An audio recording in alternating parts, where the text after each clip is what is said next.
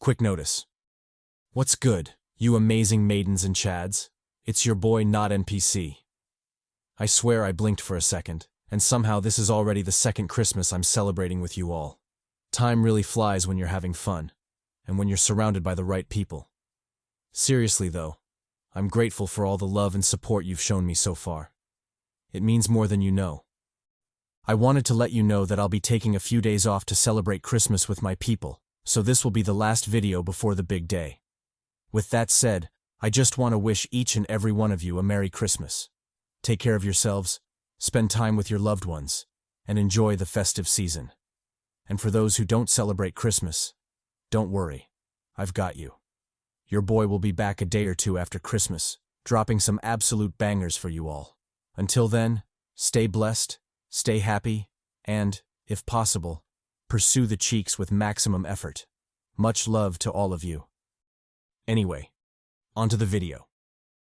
Our story begins with some killer lore about the world. Humans fucked around with global warming and quickly found out. Sea levels rose, and continents sank one after another. Prosperous civilizations, the otaku lifestyle, and of course the hunt for Huz were no more. Humanity declined, and the world fell to ruin. Well, everything except marine life. For some reason, the creatures of the depths flourished, mutated, and eventually became the undisputed, horrifying kings of the world. Shifting scenes, we're introduced to an all-too-familiar ruined city and the main characters of our tragic tale. Under the watching eyes of the fishies and the once majestic cityscape, a duo of primal hunters make their entrance, the kid Bota and his unnamed father, who shall henceforth be addressed as Poppy, unpervertedly, of course. As expected of a father-son duo, the father is overly cautious, always warning his son to be careful. Bota, on the other hand, does his rebellious thing and tells his father to get off his back. He's always careful, so Poppy should stop nagging already. After bickering for a while, they finally make it to their targeted destination, a ruined Quick Mart. As expected from a relic of the past, the place is a dump, but it still holds treasures valuable to the destitute duo. Treasures quickly noticed by the observant Bota, a shit ton of canned food. Like a junkie getting his fix, Bota crashes out and starts stocking their cart. He takes everything, even the ones he struggles to recognize. Realizing Bota is struggling with his reading, and by extension, identifying the cans, Poppy calls him out, accusing him of neglecting his studies. Bota claps back, saying it's pointless. The world's already ruined, so when would he ever need that knowledge? Though saddened by the truth in his words, Poppy holds his ground, insisting it isn't pointless. He advises Bota to hit the books anyway. Just because it seems useless now doesn't mean it'll stay that way forever. Who knows when knowledge might come in handy? Bota says bet, and nods in reluctant understanding. He'll hit the books, so can Poppy stop nagging already? But boring topics aside, why was Poppy scavenging more forks? Didn't they already have enough at home? Or was this some fetish? Maybe freaky Poseidon Trident cosplay shit? What a horny dog. Poppy sighs and explains Bota's got it all wrong. He's just being cautious. Like he said, who knows when such things will come in handy? Better to collect now than regret later. Either way, they're about done, so it's time to get the hell out. Bota nods, and the duo hop onto the cart. Poppy pulls a lever, releasing the lifting bags. With their help, the duo float out of the city, leaving the ominous ruin behind. As they do, Bota reflects on the scenery from his perspective as a kid born after the fall. He's heard countless stories about the cities, how majestic and full of life they once were. But to him, they don't seem that grand. Just worn-out ruins, gloomy and hiding unspeakable horrors. He quickly casts his gaze away, leaving the underwater terror behind. After a bit more floating, the bags break the ocean surface, carrying the duo topside. They emerge close to a rundown fishing boat, their home in this apocalyptic world. Realizing they're back, the third member of the family, and another main character, calls out in delight. She reports the result of her scouting. Nothing of note. Poppy is disappointed but hides it from the kids. The real issue is clear. Nothing of note means no landmasses or safe places to dock nearby. It also means they'll have to keep drifting at sea indefinitely. Picking up on this, Bota asks if they'll ever meet other survivors. Poppy has always told them stories, but Bota can't help wondering if they're the only ones left alive. Lita, the little sister, chimes in too. Were they really the last ones? Had everyone else already joined their mother in heaven? Poppy smiles sadly and comforts them.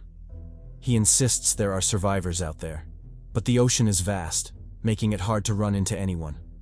In any case, they have each other, and that's all they'll ever need. They'll continue to look after one another until they inevitably meet others. The kids nod, beaming as they promise to always look out for each other. Delighted, the trio set sail once more, continuing their endless journey deeper into the boundless sea. As they sail, we learn more about their life aboard the ship. Each has their duties. Poppy, the dad who never left to buy milk, handles hunting and maintenance, which might explain his fork obsession, though I'm still betting on a Poseidon Trident cosplay fetish. Bota is in charge of food and water. Lita handles laundry and cleaning. Dangerous tasks like ruin exploration are left to Poppy, but starting last year, he's been teaching Bota the ropes. He's shown him how to hunt near the surface and even brought him along on the safer ruin dives. That's how they've been surviving. Not ideal, but decent, considering the apocalypse. Ignoring the boredom of endless drifting, there are two things that get their hearts racing. First, the thrill of inspecting strange tools and trinkets scavenged from ruins. Second, a strict ironclad rule they must always follow. Never let nightfall catch you outside. As dusk falls and the sun begins to set, several alarms go off, warning the family of the incoming danger. They immediately drop everything and rush to the cabin. Realizing he forgot the fish, Bota tries to run back, but Poppy grabs him and shoves his head into the cabin, reminding him never to break the absolute rule. He follows them inside, slamming the door shut as the last of dusk disappears. An unnerving silence follows, broken only by the ticking of alarm clocks. The family huddles together, trying to use their bond to endure the deafening quiet.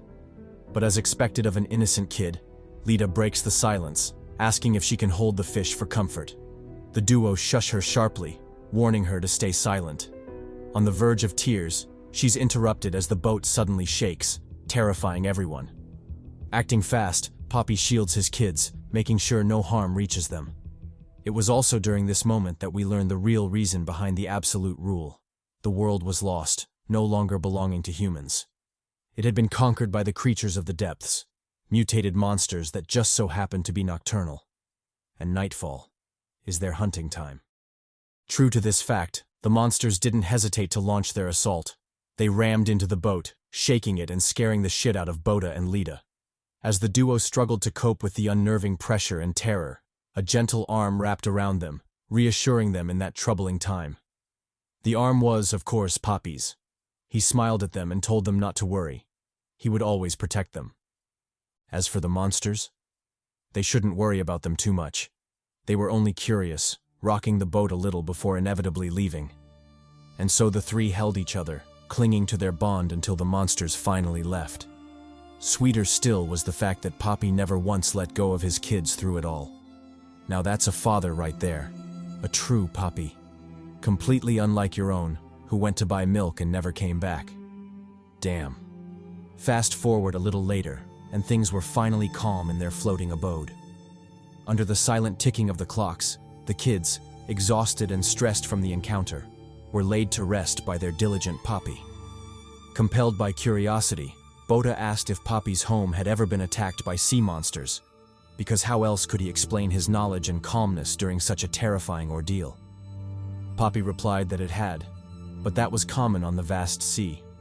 Since the entire world was covered in water and sea monsters lived everywhere, the same could be said for literally anywhere else. Still, it wasn't as scary as Bota imagined, because they had harpoonists. Hearing this strange new word, Bota perked up with interest. He asked what harpoonists were, some kind of noble maiden hunters? Maybe legendary huzz-whisperers? Poppy chuckled and replied that harpoonists were great warriors, not warriors of the cheeks, but of the streets.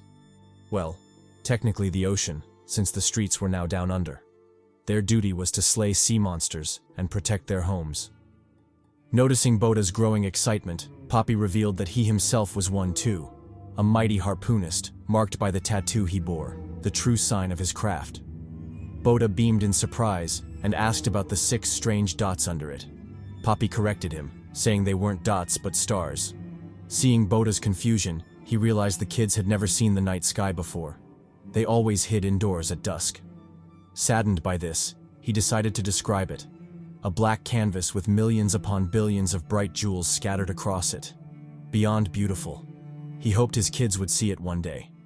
As he spoke, Bota finally succumbed to exhaustion and passed out. Poppy was left staring at them, love and nostalgia written on his face. Meanwhile, we get a clue about the world's current apocalypse. Something, or someone, had raptured the moon, shattering a huge chunk of that bastard into pieces. The next day, the extent of the monster's rampage finally became clear. Their week's worth of fish was gone, devoured whole. The boat was a wreck, ransacked and ravaged to near oblivion. Still, the family was alive, and that was what truly mattered to Poppy. Bota wasn't so convinced. He pointed at a strange mark on the deck. That didn't look like luck. It looked like a warning, as if the creature had claimed the territory. Poppy dismissed the thought. To him, it was just a week's worth of repairs and hard work, nothing more. Exploiting the moment, Bota asked if he could venture into the ruins to help, since Poppy would be busy with repairs anyway. But Poppy immediately shut that bullshit down. He sharply reprimanded him, telling him not to even think about it. The sea was full of monsters. What gave him the impression he'd allow something so risky? Bota shot back, pointing out the previous day's adventure. Hadn't Poppy let him join then? What was the difference between that and another dive? Poppy replied that he was mistaken. That hadn't been a casual dive. He had ensured things were safe beforehand before letting Bota into the water. Matter of fact, he didn't even know why they were arguing. He was the father, and his word was law. Staring sternly at his kids, he laid down a new rule. Both siblings were forbidden from ruin hunting until they were at least 17. Bota exploded at the absurdity. He yelled at his father, insisting he was old enough to do whatever he wanted. Poppy shot back that it was for his safety. Harsh, maybe, but it was what was best for him. Besides, the ban was only on ruins. He could take him anywhere else, whenever. Bota wasn't buying that gaslighting bullshit. What did Poppy mean wherever? They were on an endless ocean. There was nothing out there but water. They were trapped on this goddamn boat, just like a goldfish trapped in its jar. How could he call that living? Just as the two were about to square up for real, Lita called out, pointing at something. A flock of seagulls. That meant land nearby. Their squabble ended instantly as they chased after the birds, eventually finding a dilapidated building. Spotting fleeting shadows behind its windows, the kids got excited and called out, announcing their arrival to the entire structure. Poppy quickly shut them up and told them to hide. Grabbing his weapon, he instructed them to stay put while he checked it out. Before leaving, he gave Bota a final warning. If anything happened to him, he was to turn the boat around and leave. Confused, Bota asked if Poppy planned to fight the survivors. Poppy replied that it was possible, depending on how they reacted, whether they were good or evil. With that, he dove into the sea, swimming toward the ruin. After a few powerful backstrokes, he reached the building. Up close, it looked more daunting than he'd expected, but he wasn't a bitch, so he manned up and headed inside. Exploring the ruin, he found a partial staircase. Scaling the crumbling steps, he reached the first floor and a closed door. The silence was suffocating. He could hear his own heartbeat. But he pushed through the ominous feeling and opened the door. Behind it, corpses. Lots of them. His breath caught, and he staggered back in shock. Were these the survivors they'd hoped to find? If so, what killed them? Meanwhile, back on the boat, the kids were oblivious to the danger. They bantered, hopeful about meeting survivors, until Bota noticed a silhouette in the water. A man, drowning, calling for help. Naively, he rushed to rescue him. At the same time, inside the building, Poppy made another discovery. A box containing 2 antique explosives. Curious about where they came from and what they were meant for, he barely had time to wonder before spotting something else. A giant hole in the wall. The steel bars were bent inward. Something had attacked from the outside, forcing its way in. Worse, the deep scars on the walls were identical to the ones on their ship. Poppy froze, then bolted. His kids were in danger. He dove back into the sea, swimming furiously for the boat. When he arrived, he called out to Lita, asking where Bota was. The snitch didn't hold back. She spilled everything. Bota had gone to rescue someone. Poppy looked toward the survivor. One glance was enough to know the truth. This was a trap. That thing wasn't human. Realizing it had been exposed, the abomination fled underwater, leaving only faint ripples. Confused, Bota asked why it ran. Was it scared? Poppy replied that it wasn't scared, and it hadn't run. On the contrary, it was right below them. Terrified, he pulled his kids close, ready to use himself as a shield. Below the surface, the truth loomed. The monstrous sea demon had its sights on them. Without hesitation, it lunged, chomping the fishing boat straight out of the water. Its jaws clamped down on the hull, tearing through wood and metal alike. With a final wrench, it ripped the boat to pieces before turning its attention to the three on deck. It glared at them, etching its disturbing visage deep into their memories. Terrified, the family huddled together and screamed, "What the fuck was that?" That, my dear Bota and Poppy, is a jacked-up sea monster with some killer dental work. Dental work it used to easily smash their ship. Caught up in the onslaught, the family of three barely clung to each other to avoid being tossed overboard. But the monster wasn't satisfied. It slammed directly into the sea. The force sent the family reeling, and they narrowly avoided death by clinging to one half of the already destroyed ship. Unfortunately, that was as far as their luck could carry them. When they recovered from the relentless barrage, they were horrified to see a shadow zooming toward them. It was the lightning-fast tail of the sea monster, which whipped through the air and obliterated their last safe ground. The family was sent flying, crashing brutally into the dilapidated building. Unsatisfied with the carnage, the sea monster streaked through the waves, closed the distance, and relentlessly circled the building to press the attack. It left no room for the family to escape amidst its ruthless pursuit. Meanwhile, things weren't looking too good on their end. When he finally came to, Bota found the trio battered, bruised, and barely clinging to life at the edge of the crumbling structure. The only one in slightly better shape was their father, who still held them in his arms, protecting them despite the horrendous turn of events. Noticing the unconscious Lita, Bota panicked and asked if she was okay. Poppy replied that she was fine, just passed out from the shock. A little rest, and she'd be golden. Still, he was grateful they'd survived. He didn't know what he would have done if he'd lost them in that fight. Initially relieved they'd miraculously survived, Bota noticed something that made his skin crawl. His father wasn't doing as well as he claimed. In fact, his injuries were worse than theirs. A freaking metal rod had impaled him, likely because he'd dedicated everything to protecting them, completely disregarding his own safety. Panicked, Bota asked if there was anything he could do. Poppy was losing hella blood after all. Poppy brushed it off, insisting he'd be fine, that a little stab wasn't much. But the twitch in his lips betrayed the bravado. Still, now wasn't the time for bullshit. He told Bota to grab Lita and run. He would leave her in his care for a while. Bota wanted to argue, but Poppy silenced him quickly. Patting his son's head, he reassured him warmly. There was nothing to be afraid of. He'd be right behind them. Helpless, Bota grabbed Lita and ran, all while under his father's watchful eyes. Poppy watched them disappear into the distance before finally turning his attention to his own predicament.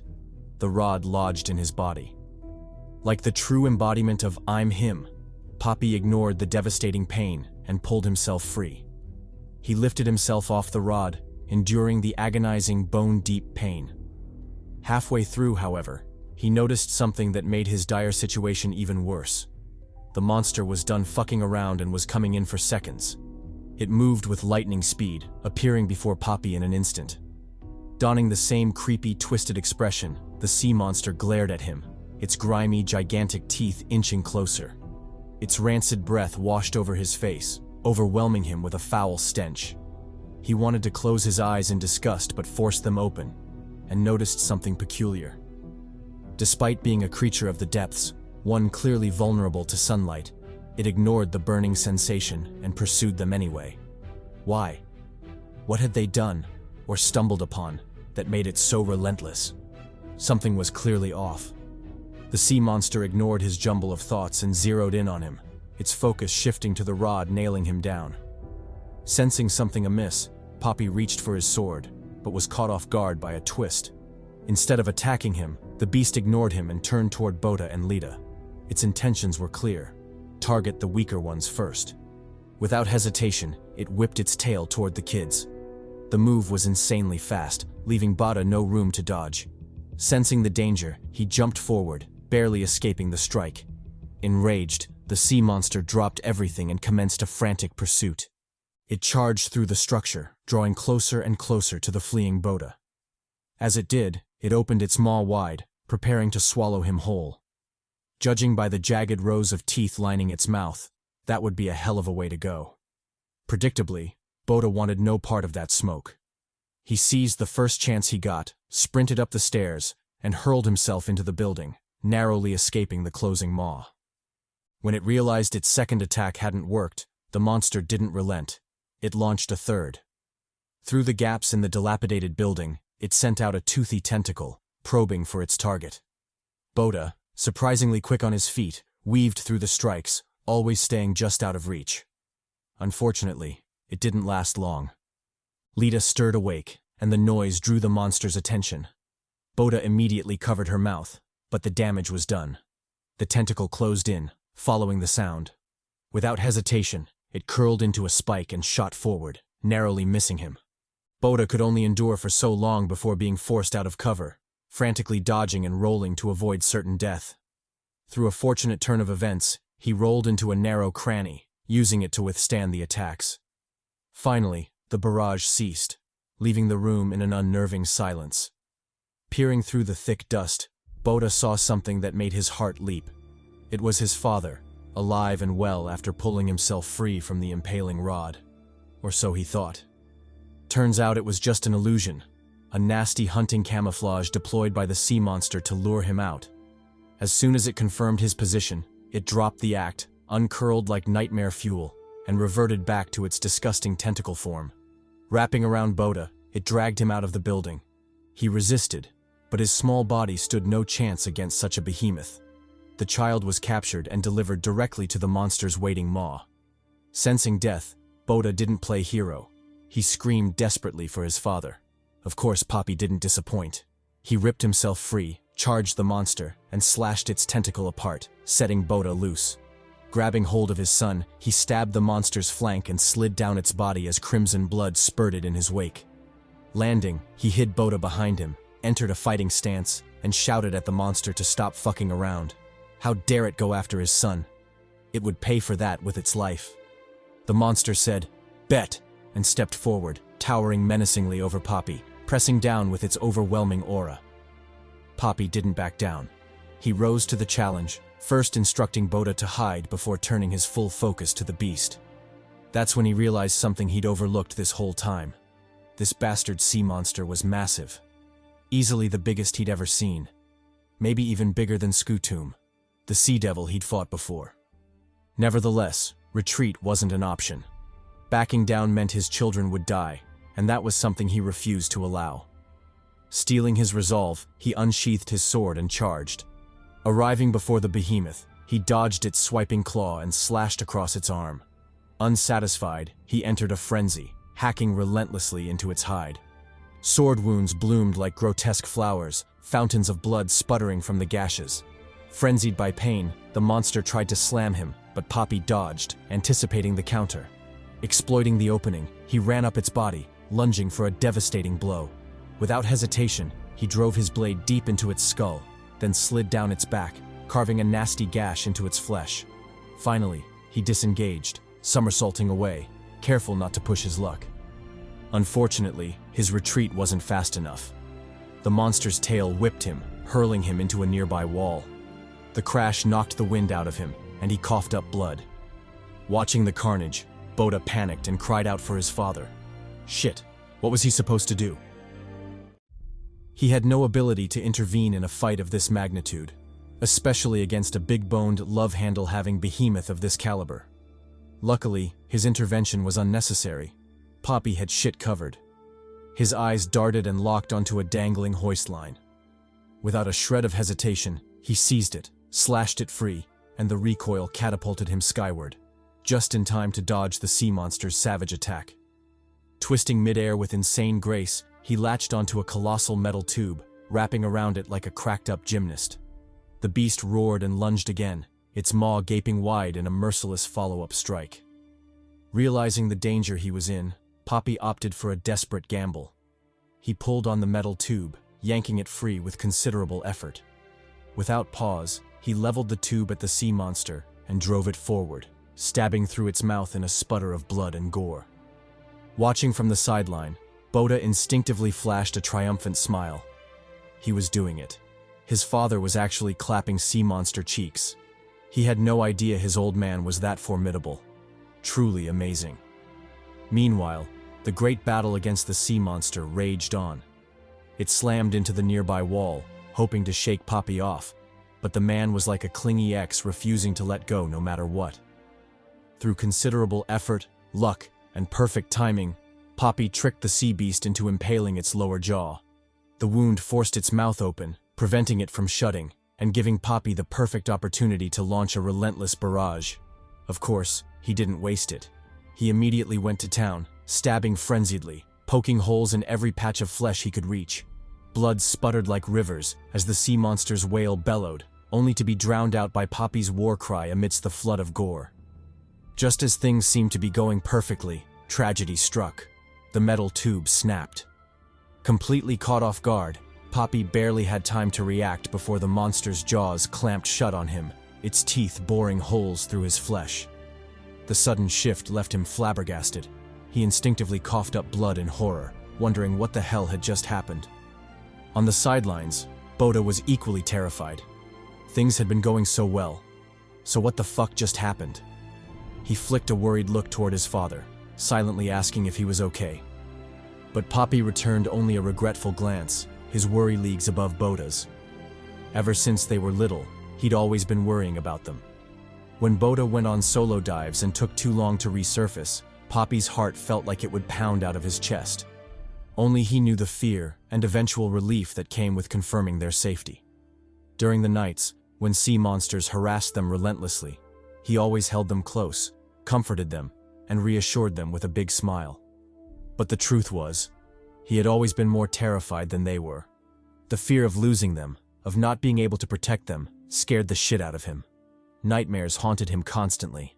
Unfortunately, fate was a fickle mistress, and the bitch always came calling. Though reluctant, it was time to let them go. His lips parted in a resigned smile as he told Bota he loved them. He loved them very much. Without hesitation, he hurled his blade toward Bota and grabbed an explosive from his bag.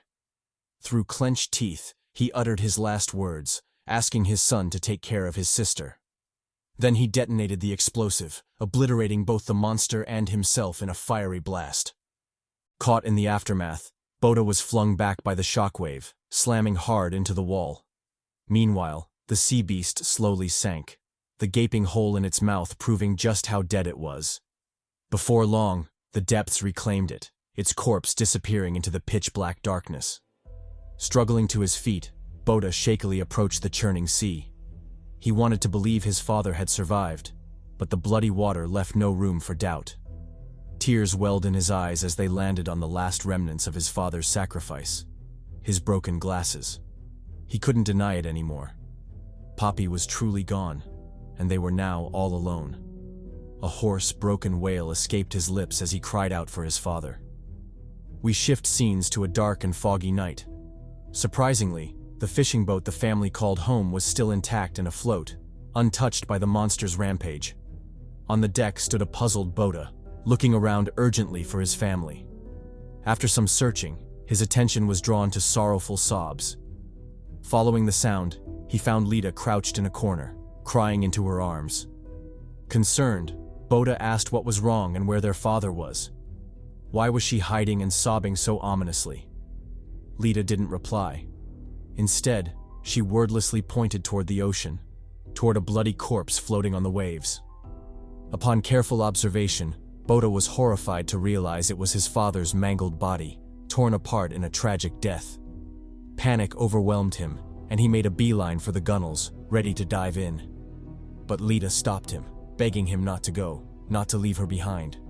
Furious, Bota wanted to shout at her, to reprimand her for stopping him. But his words froze in his throat at the horrifying sight before him. Lita was long dead. All that remained was a ghoulish creature that growled and glared back at him with hollow eyes. The sight scared the shit out of him, and he jolted awake. It had all been a nightmare. Quite some time had passed since the tragedy. It was already nighttime.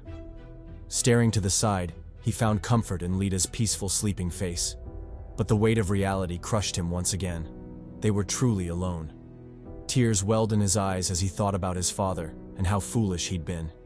He had always argued with him, called him overprotective and nagging. But that had only been childish naivety.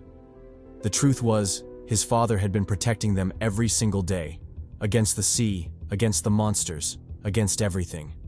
And now, he was gone. It was Bota's responsibility to protect his sister.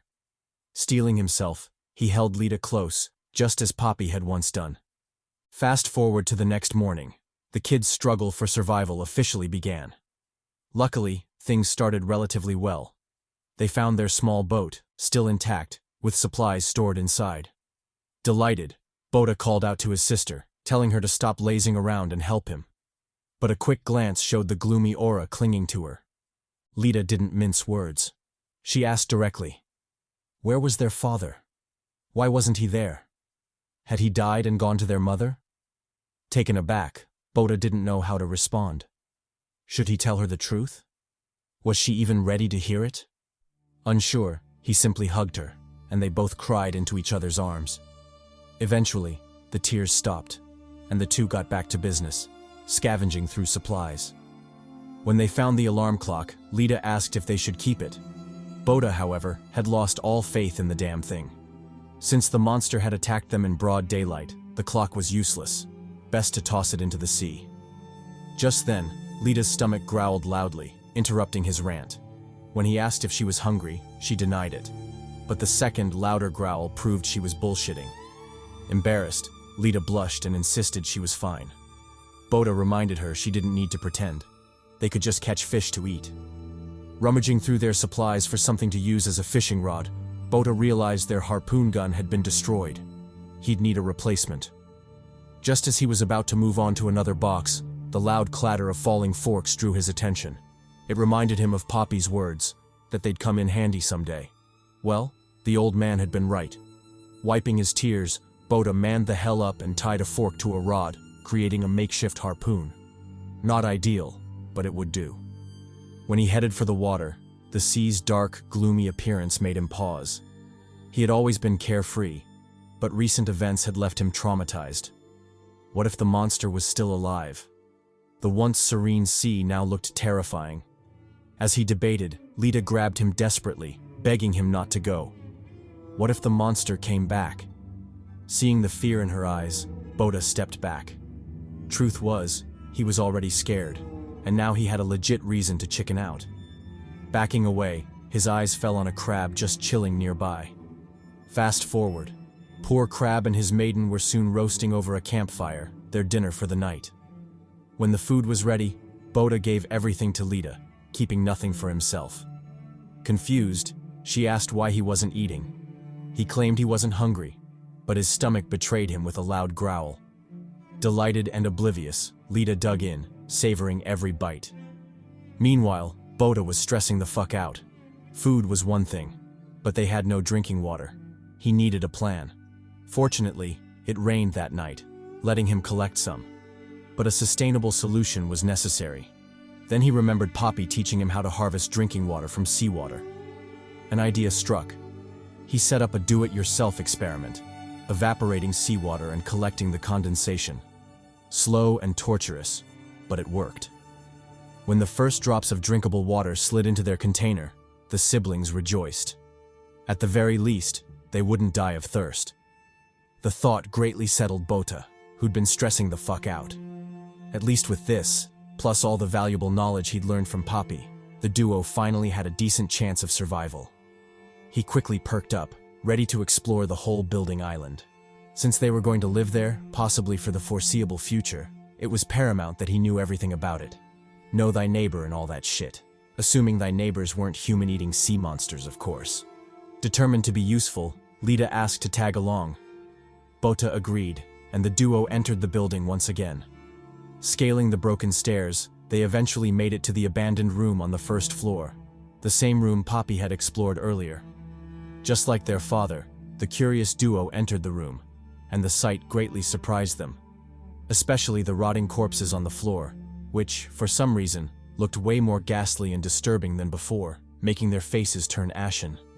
Lita didn't hide her fear and immediately clung to Bota for comfort. The older brother, though equally terrified, feigned composure to reassure his sister. Unfortunately, his trembling wasn't fooling anyone. The dude was scared as fuck. Calming his nerves, he told Lita not to worry about the corpses. They must have been the previous tenants of the building. For now, their only priority was to scour the room and collect anything of value. Lita said bet, and although the corpses still scared her, she kept it hidden and helped Bota rummage through the room, discovering some dusty, worn-out blankets in the process. Meanwhile, Bota searched through the more dangerous-looking items. He eventually found a gas tank, which at first he confused for a water container. Thinking it stored drinkable water, he was quickly corrected by the strong smell and the amazing high he got from the fumes. Though reluctant, he sniffed the gas a couple more times before finally letting it go. Next, his eyes landed on a mysterious wooden crate on the ground. Upon closer inspection, he discovered a single explosive packed neatly inside. He soon identified it as the same kind of explosive Poppy had used to wipe out the sea monster in a fiery blast. Thinking about his father, Bota instinctively felt a sense of inadequacy. Would he ever be able to fight as gloriously as him? Clap sea monster cheeks as cleanly as him? He didn't know, but one thing was certain. He had to give it his all. He had to protect his sister. If he didn't, their fates would be like the corpses lying in that room, dead and forgotten. Locking in, Bota officially began his preparations. First, he improved the makeshift harpoon before turning his sights on Poppy's sword. Since they'd be living there for a while, he would need the harpoon to catch fish, and the sword would be his best reassurance in case sea monsters attacked. Best believe he'd be ready for some cheek sauté the next time they did. Fiddling with the sword, he discovered an inconspicuous knob. Flicking it released a surging gas that unsheathed the blade and drove it forward. Before Bota could react, the surge intensified, yanking him forward relentlessly. He barely had time to process what was happening before he crashed brutally into a column, his nose bloody and mangled from the blow. Teasing, Lita asked if he was crying. Bota vehemently denied it, saying real men don't cry. Lita, however, replied that he wasn't a man then, because he was crying like a bitch right now. But that aside, he should follow her. She'd found something interesting. Hiding his embarrassment, Bota wiped his tears and obediently followed along, all the way to a rusted door on the floor. Puzzled, he asked why she'd brought him there. Wasn't that just a normal door? Upon careful observation, however, he discovered it was a hidden entrance into the basement. Curious, he decided to head down and check it out. After instructing Lita to stay put and keep watch, he grabbed his harpoon and made his way downstairs. Although initially confident, his bravery quickly waned as the pitch darkness slowly encroached. He couldn't help but wonder if it was truly wise to head into such an ominous place. Still, he'd already come that far, so turning back wasn't an option. Just as he was weighing his options, whether to risk it or say fuck it and leave, a huge fish jumped out of the water, surprising the hell out of him. Through careful observation, he realized that fish wasn't alone. A whole school of them had made the place their home. Delighted, he quickly jumped into the water and began his hunt. With fish so large and numerous, they wouldn't have to worry about food anymore. Plus, they had water, meaning they had everything they needed to survive. Extremely optimistic and cheerful, Bota continued his hunt, determined to catch as many fish as he could. He planned to have a feast that night to celebrate this unexpected windfall. However, just as Lady Luck seemed to be flashing our boy, giving him a tease of them stockings, tragedy suddenly struck. The water became ominously dark, and round, grotesque balls started appearing out of nowhere. Curious, and with zero survival instinct, Bota touched one to investigate. That was when the grim reality became apparent. The balls were actually monster eggs, and there were a shit ton of them everywhere. He had unknowingly entered a nest, and the worst had yet to emerge. The egg he'd touched suddenly shook, and cracks appeared on its surface. A hand jetted out, reaching for his neck. Terrified, Bota said fuck that and made a run for it. He swam with all his might, ignoring the unceasing hatching of monster eggs around him. Unfortunately, he hadn't fled far when a sea monster caught up to him, grabbing his leg. The little bastard didn't hesitate and immediately chomped down. Bota, clearly still in need of said leg, said hell no and struck first. He thrust the harpoon forward, stabbing deep into the monster's eye. Overwhelmed by the pain, the beast let go and flailed around like a bitch. Its reaction gave Bota the perfect opportunity to slip away. And slip he did. Soon, he left the gloomy waters behind, along with the monsters slumbering there. But he wasn't out of danger yet. In a show of true ferocity and loathing uncharacteristic of a mere beast, the sea monster glared at him, its thirst for revenge evident. Bota, however, didn't care. He just kept fleeing. When he emerged from the water, he instinctively heaved a sigh of relief, though his nerves were still on high alert. He planned to flee up the stairs, but a claw jetting from the water stopped him in his tracks. Before long, the monster clawed its way up and revealed its grotesque form. It was the same sea monster he'd stabbed, clearly furious, having spun the block to take revenge on his ass. Terrified, Bota scurried back, swinging his sword wildly to keep the monster at bay. But the beast ignored it and lunged forward, fangs bared to swallow him whole. Bota acted quickly, jumping to the side and avoiding an early reunion with Poppy. He didn't stick around to check its condition, just turned and ran as fast as he could. Soon, he made it to ground level and decisively shut the basement door. For added security, he even stomped on it, using his weight to press it down. Unfortunately, even that wasn't enough to deter the vengeful beast. It clawed at the door, tearing through it like a hot knife through butter. Seeing this, Bota yelled "Watch this!" and stabbed downward, plunging his sword into the door, and hopefully into the monster's flesh below. A sudden quiet blanketed the room, leaving Bota wondering. Had he actually done it? Had he taken down that hateful creature? He opted not to risk it and deployed extra measures. With effort, he gathered rubble and piled it on top of the door. Not entirely safe, but better than nothing. Gassed out, he suddenly remembered something he'd overlooked the entire time. Where the hell was Lita? Worried, he called for her, frantically searching through the building. But all he heard in return was deafening silence. Scared out of his wits, he bolted for the exit, hoping to God Lita was out there, safe and alive. He quickly exited the building, spotted Lita, and instinctively exhaled a breath he didn't know he'd been holding. Luckily, she was safe, and that's all he cared about. Calling out, he warned her to stay away from the water, emphasizing that it wasn't safe. But Lita ignored him, still staring into the distance. Anxious, he moved closer and asked what was wrong. What was she looking at? Lita simply pointed to the sea and told him to look. Following her gaze, he spotted a silhouette off in the distance, eerily similar to the illusion the sea monster had shown.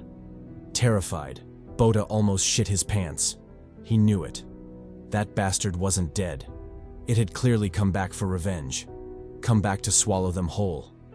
Fuck. Before he could suppress his horror and figure out a suitable solution, Lita shocked him by jumping into the boat and swiftly paddling away. With an ecstatic expression, she told Bota that was their dad. He had finally come back for them. Clearly terrified and a little taken aback by Lita's childish naivety, Bota screamed for her to come back, warning that that wasn't their father. But before he could say more, the urgent ticking of the alarm clocks drew his attention, making his already pale face even paler. Just as they say, when it rains, it pours. Well, fate decided to bitch slap Bota once again by adding an extra layer of difficulty to his already perilous situation. The alarm clocks rang, warning that dusk was approaching, and with the sunset came the harrowing monsters of the depths. Aware of this, Bota didn't hesitate to jump into the sea, desperately pursuing his runaway sister. He tore through the increasingly dark waters, ignoring the ominous ticking of the alarm clocks above him. However, there was one thing he couldn't ignore no matter what, and that was the sea monsters exiting their nests, finally awake in line with their nocturnal nature. Terrified, Bota watched the ugly, big-eyed, fanged, and low-key jacked up like Jim Bros sea monsters, unsure what to do next. He knew he wasn't a match for them, but was escape even possible at this point? Suppressing the unease in his heart, he decided to do the only thing he could for now: rescue his sister. Emerging from the water, he grabbed hold of the boat's line and pulled it towards an abandoned pillar. Though not entirely suitable to weather the incoming storm, it was better than facing the sea monsters in their watery domain. Besides, the island structure was too far away, and Bota was certain they wouldn't make it back in time. Helping Lita up, he was about to climb in as well when a sea monster targeted his legs. The vicious beast charged at him, its nasty fangs inches away from his feet. Sensing the danger, Bota swung himself upward, barely avoiding the sea monster's ghastly chomp. He hung on for dear life, enduring the dizzying shaking as the monster vented its missed opportunity. When it finally realized it wasn't going to capture its prey with such uncouth tactics, the sea beast reluctantly dove back into the sea. As for Bota, he was literally shitting his pants, especially when he noticed just how many of those vermin were gunning for them. Desperate, Bota racked his brain for a solution. The island structure was right there, but reaching it meant they had to dive into the sea. Even a lunatic would know that wasn't a good idea. The sea monsters would attack them the second they entered their territory. So, what should they do? Before he could mull it over, a sea monster attacked the structure, shaking it and almost flinging them into the sea. This undoubtedly drew Bota's attention as he discovered a grim reality. The building structure, the same sanctuary they were relying on to stay alive, was collapsing. The stony bastard wasn't going to last for long, and when it did collapse, well, the outcome was obvious. They'd be cooked. Despairing, Bota had thoughts of giving up. He was but a young boy. What could he possibly do in the face of such overwhelming foes? However, a quick thought of Poppy and the last task he left for him snapped him back to his senses. Their dad had given his life for them, bled for them. How dare he give up so easily? Was he a bitch or something? Nah, to hell with that. Even if he was going down, he'd definitely bring down one of those bastards with him. Energized by his resolve, he wielded his blade against a lunging sea beast, his arms swinging in resolute defiance. He slashed down, activating the gas propellant, and cleanly sliced a sea beast in half. The monster collapsed in a flood of blood and sickly gore, dyeing the sea crimson. Whereas Bota, the Reaper of Life, stood frozen, disbelieving of his glorious feat. Before he could dwell on it, however, two more sea beasts lunged at him, successfully executing a sneak attack. Luckily, Bota acted fast, swinging his sword in a counterattack. He clipped one sea monster, causing it to crash into the other in a double strike. Unfortunately, the glorious feat also caused the structure to crumble, leaving them tumbling down straight towards the murky sea. Reacting quickly, Bota grabbed hold of Lita, braced himself, and decisively jumped from the structure. He abandoned the crumbling pillar, soared through the air, and accurately landed onto their tiny boat. Just as he was about to heave a soft sigh from escaping their first predicament, a sputter of blood suddenly splashed, drawing their attention. The blood was from the other sea monsters, who had discovered their fallen kin and were viciously cannibalizing it. Though the sight was repulsive and straight-up disgusting, Bota couldn't help but be glad about the monster's savage nature. At least this way, they'd have enough time to escape. Snapping Lita out of her traumatized trance, he told her to paddle. They'd use this opportunity to slip away. Lita said bet, swallowed that spinach like Popeye, and immediately let them guns fly. The duo paddled like crazy, breaths ragged as they slowly inched away from the feasting sea monsters. Unfortunately, the beasts quickly noticed their escape and gave chase. They pursued the kids relentlessly, narrowing the gap between them in an instant. Realizing this, Bota put more back into it and soon reached the island structure. He didn't dally by the sea. Instead, he grabbed Lita and jetted into the building. Upon arriving, their next hurdle soon became apparent. They had to climb a flight of sketchy stairs, all while being pursued by a nest of hungry sea monsters. Despite this, Bota grit his teeth and pushed Lita onto the first step. He told her to keep moving. He would find a way to cover her retreat. Saying so, he raised his sword and slashed it at the steps. His aim was to sever them and block the sea monster's pursuit. But he'd gravely underestimated the thickness of the steps. They weren't things he could break in a short time, especially with a nest of sea beasts after him. Nevertheless, Bota ignored the odds and kept hacking. His relentless attacks drew the monster's attention, and they quickly closed in on him. Bota, on the other hand, didn't relent and desperately kept slashing. He unleashed all his pent-up frustration on the steps, hacking at them like a deranged psycho. Regrettably, despite his best efforts, he wasn't quick enough to finish before the sea beasts caught up to him. The little bastards clawed at him, forcing Bota to retreat in a frenzy. Meanwhile, the sea monsters weren't the types to give up easily. They pursued Bota up the stairs, their Herculean bodies hanging from the steps. Finally, in a stroke of genuine bad luck, Bota tripped and fell, opening himself up for an attack from behind. The blow cut deep, sputtering blood and causing Bota to scream in agony. He wanted to turn back and counterattack, but that became unnecessary when the steps finally gave way, crumbling with a resounding crack. The unexpected change caught the sea monsters off guard, and all of them tumbled to the ground, helpless as they glared at the kids, just inches from their reach. Meanwhile, Bota and Lita finally let out the turbid breath they'd been holding in. At least for now, they seemed to be safe, although the sea monsters' relentless pursuit still sent a shiver down their spines. Waiting and observing no unfavorable changes, Bota finally exclaimed in joy. They'd made it. They'd escaped those damned bastards. Lita, however, was more concerned about his back. That wound looked hella deep after all. Bota told her not to worry about it. Such a tiny scratch couldn't do shit to him. For now, they should head inside and wait for the sun to rise. He moved to lead Lita into their temporary camp, only to halt at the sight before him. A towering sea monster had been lying in ambush, waiting for them to fall into its trap. Worst part? It was the same vindictive bastard from before. Wasting no time, the sea beast attacked, pinning Bota to the ground. It then chomped at him, its nasty fangs inching toward his head. Bota screamed in panic and held on, barely keeping the sharp fangs from sinking into him. But judging by the trembling in his arms and the growing despair in his gaze, it was obvious he couldn't hold on for long. Just as things were getting desperate, Lita jumped in, stabbing the sea monster in the eye. She stepped back trembling, her hands bloody as she told the beast to let go of her brother. Enraged, the sea monster lashed out, clawing at her with fury.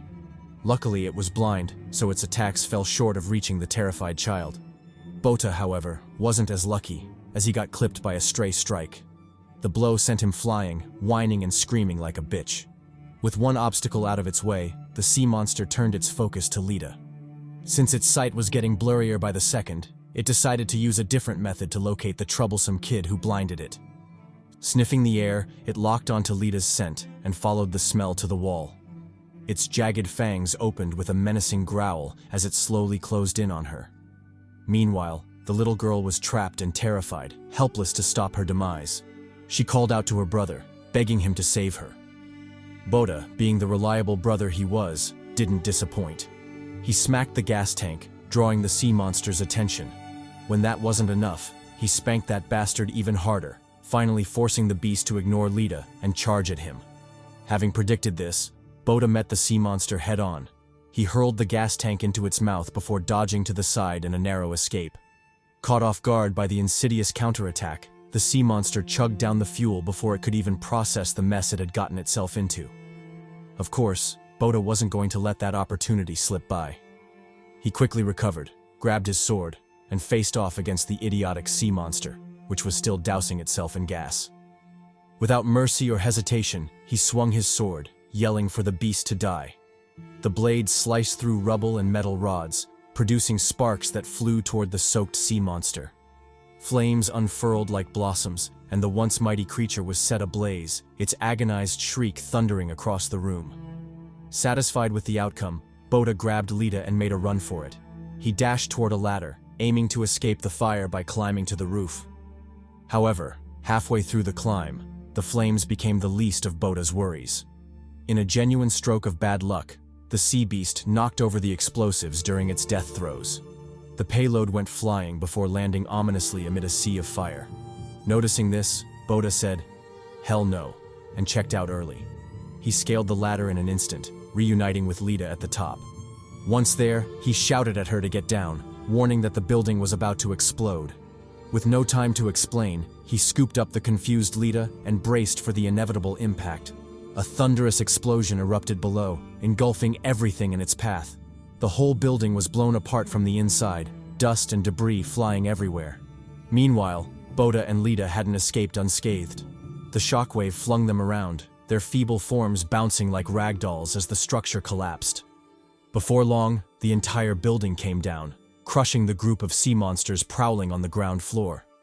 As for the kids, they were hurled into the sea, a rain of wreckage and debris accompanying their fall. The duo was dragged deep into the water, all the way to the sea monster's nest. The scene there wasn't much different from the carnage above. The whole place was collapsing, with enormous rubble laying waste to the nest. It quickly became a scene of blood and gore, as countless sea monster eggs met a tragic end. Ignoring all this, Bota grabbed Lita and swam for the surface. He would have loved to rejoice at the monster's fate, but survival held more significance. Still, he let out a relieved sigh when they finally broke the surface. They now had one less thing to worry about. Taking in the ruined surroundings, Bota inexplicably wondered what to do next. The island structure was destroyed, leaving them homeless for the time being. He wanted to curse their luck, but an ominous growl from behind choked the words in his throat. Turning around, he was horrified to find a sea beast glaring at him. And not just one, but a whole group of them. Fangs bared, growls rumbling in deep, guttural tones. More and more emerged from the water until the siblings were completely surrounded. Terrified, they barely had enough time to scream before the monsters lunged. Determined to protect his sister, Bota stepped forward, sword swinging in desperate slashes. He tried his best to fend them off, but their overwhelming numbers were too much. Soon he was swarmed, the sword nearly ripped from his grip. Desperate, Bota yelled for the sea beast to stay back while shielding Lita beside him. No matter what, he would do his best to protect her. When the idea of dying entered his mind, tears welled in his eyes. He wasn't willing. He really didn't want to die, especially not in such a gruesome way. But what could he do? Weakness was a sin after all. Just as his despair reached its peak and all paths seemed blocked, a projectile shot through the air, annihilating a sea monster instantly. Confused, the siblings turned in the direction of the throw, and what they saw greatly surprised them. It was a mommy. And not just any mommy, but a badass one straight out of Kick-Ass Academy. Her eyes were glued to them, her expression one of complete indifference. Seeing this, Bota couldn't help but wonder, who was this auntie with the huge boobies? And why was she going around blessing guys with such glorious, glossy cheeks? Goddamn.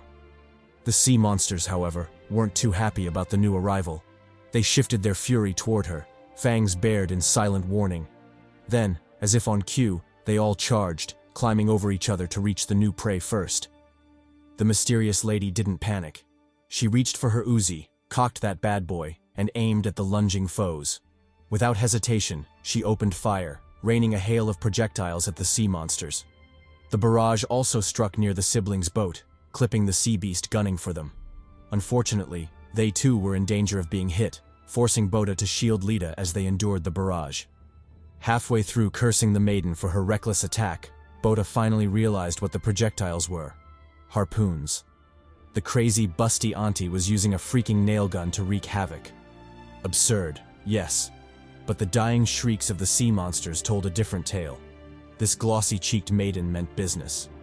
Realizing their direct charge was only leading to slaughter, the sea monsters wised up and dove into the water, continuing their attack from below, using the darkness to mask their movements. Meanwhile, the siblings could only marvel at the sight. Who would have thought the monsters that had caused them so much dread would be mowed down like weeds? Surreal didn't even begin to cover it. Before they could dwell on it, a distinct creak alerted them to an enemy nearby. The duo barely had time to turn before a sea beast lunged, teeth bared. Acting quickly, Bota grabbed Lita and jumped aside, narrowly avoiding the sneak attack. Reaching for his sword, he slashed, drawing blood with the first strike. But the puny damage wasn't enough to deter the beast. It grabbed hold of the sword, trapping Bota before rearing back for a nasty claw strike. Terrified, Bota screamed, his life flashing before his eyes. But just as he was about to be diced into pieces, the lady intervened, peppering the sea monster with hot ones. The attack proved fatal, downing the beast instantly. Shocked, Bota flicked his gaze to the lady, only to find her surrounded by corpses. In that short span of time, she'd annihilated everything around her, and even had the leisure to rescue him. Shifting to offense again, she pressed the attack but soon realized her clip was empty. Unfazed, she ejected the magazine and reached for a new one. But the sea beasts weren't dumb enough to give her that chance. They launched a sneak attack, smacking the gun from her hand. Watching the weapon sink, the lady sighed and glanced at her arm. The damned bastards had managed to land a hit, an act she found completely unacceptable. Seething with rage, she ignored the charging monsters and drew her blades. The lethal weapons unsheathed with a sharp shing, their forms brutal and barbaric. Stomping on the accelerator, the lady surfed across the water, straight at the sea monsters, and straight into my dreams tonight, goddamn. Then, with savagery unbecoming of someone so cheeked up, she swung her blade, decapitating a sea beast in a single slash. Pressing the attack, she parkoured off the next beast while slicing its head clean off. Twisting midair, she spun just in time to meet the next lunging foe. Without hesitation, she performed a cyclone strike, dicing through her prey before distancing herself from the chaos. What followed was a scene of gore. The sea monster split into thirds, its innards painting the ocean crimson. Meanwhile, the maiden didn't even spare it a second glance. She streaked through the water, eyes already locked on her next prey. Without so much as a grunt of displeasure, the mysterious lady got to work. Bust plentiful, twin blades flashing as they diced and slashed through sea monsters. She leaned in, really fucking in, her sword singing as she obliterated the ghastly foes. Taking advantage of a gap in their defense, she surfed out of their encirclement only to circle back and continue her massacre. Her blade danced with exquisite finesse, each swing reaping the life of another sea monster. And of course, she didn't forget to perform for the boys, leaning closer in the panel, giving a full view of that glossy cake. Locking back in, she unleashed a dazzling blade art, slashing through the monsters with ease. Her blades bit into their flesh, staining the ocean with blood and gore. When it was all said and done, the only things left were mangled corpses and the lucky few sea monsters still alive. Or rather, unlucky, because the maiden's attention shifted straight to them. She adjusted her stance and slashed through the first beast with ease, cleaving it in half. Without missing a beat, she decapitated the next with a backhand slash, then plunged her blade deep into the skull of the third. From the sidelines, Bota and Lita could only watch in shock. Who was this mysterious woman, and how could she kill sea monsters as easily as picking cabbages at the market? But this was still a battlefield. They didn't have the luxury of wondering for long. Loud splashes echoed behind them, warning of danger. A wounded sea monster had survived the carnage and now lunged at them, jaws wide to swallow them whole. Just as things looked dire, the maiden intervened. She leapt off her surfboard, soared through the air, and shot toward the beast. Her blade plunged deep into its flesh, and the monster fell, its blood sputtering in crimson and gore. She ignored it as it thrashed, only withdrawing her sword once the body went limp. With that done, she turned back to survey her masterpiece. Mangled corpses floated across the ocean, their blood and entrails painting the waters red. It was a grotesque but strangely beautiful sight, especially with the glossy view of her cheeks in the foreground. Indifferent to the carnage, she casually wiped the blood from her face and sheathed her blades before turning her gaze to the terrified siblings. Bota stepped protectively in front of Lita, glaring at the woman. His mind spun. Was she good or bad? Friend or foe? She'd saved them, yes, but her reckless attacks earlier had nearly gotten them killed. Surely no good person would endanger others so carelessly. So, which was it? Just as he struggled to decide, the woman finally spoke. She told them they were lucky to run into a harpoonist this deep in the open sea, let alone one as visually enticing as her. The word harpoonist made Bota's mind race. He remembered Poppy teaching him the term, warriors who fought sea monsters to protect the people and their homes. That should mean she was good, or at least not out to harm them. Before he could ask more, the woman introduced herself. She was Kana, a harpoonist from Union Busan, and from now on, she would be the #1, specially designated waifu of the story. Bota blinked in confusion. He understood the waifu part. Her bust and cakes more than qualified her. But what the hell was Union Busan? Before Kana could answer, a loud rumble shook the sea. In the direction of the setting sun, a massive silhouette emerged. At first, the siblings thought it was an island, but as their eyes adjusted, they realized it was something far more unbelievable. A colossal ship, stacked with welded structures, cutting through the waves like a floating fortress. This was Union Busan, the very name Kana had spoken. Even as they struggled to take in the sight, the sea churned, and a strange metallic structure surfaced, a submarine. Unlike the siblings, Kana's face twisted in impatience. Had those slow bastards finally caught up? Her annoyance hadn't even settled when the hatch opened and a man in harpoonist gear emerged. He greeted her casually, but her glare made him falter. When she asked why they were so slow, Brune exhaled, exasperated. They weren't slow, she was just too damn fast. They'd barely traveled a mile when she disappeared from view. And besides, was this how she greeted her crew after they'd rushed over to back her up? As he spoke, more of Kana's party emerged from the submarine. Bota was stunned. Until now, it had just been him, Lita, and Poppy. Seeing so many people all at once felt surreal. And the surprises didn't stop there. From the towering ship, more figures appeared. Men, women, and children, all gazing curiously down at the siblings. An overwhelming sensation gripped Bota, and tears welled in his eyes. Looking at the countless faces, warriors, civilians, harpoonists, and of course, Kana the Cheeks Queen herself, he felt something he hadn't in a long time. Relief. They weren't alone anymore. Hugging Lita tightly, he thought of his father, telling him they were safe now, that he could finally rest knowing his children were in good hands. Tears streamed as the siblings released the weight they'd carried.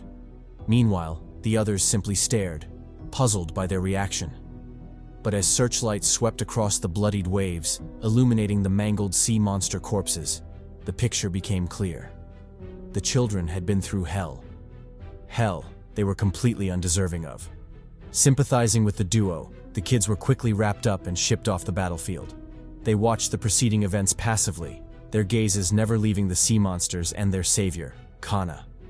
Speaking of the Bikini Maiden, she took control of the battlefield, deploying her men to scour the sea for any potential escaped sea monsters. None could be allowed to leave.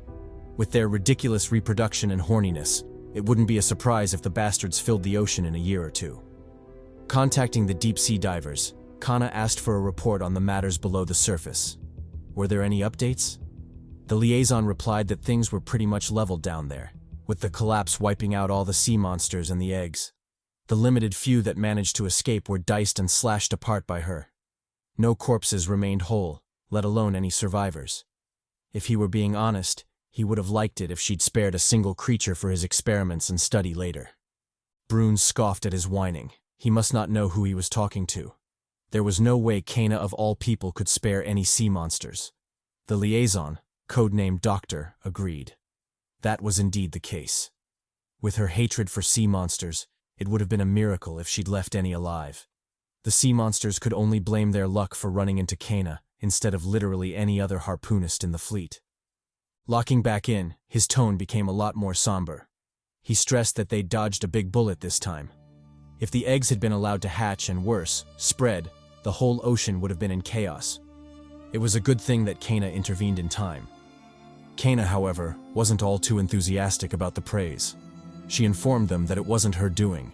She wasn't the one who collapsed the building and wiped out the sea creatures. Distracted, Brune barely registered her words. He shifted his attention to the sea monster corpse, noting how ugly it was. Then, with a look of disgust, he asked what type it was. He hadn't seen any this ugly before. Before anyone could reply, one of the divers called out to Doctor, urging him to come look at something.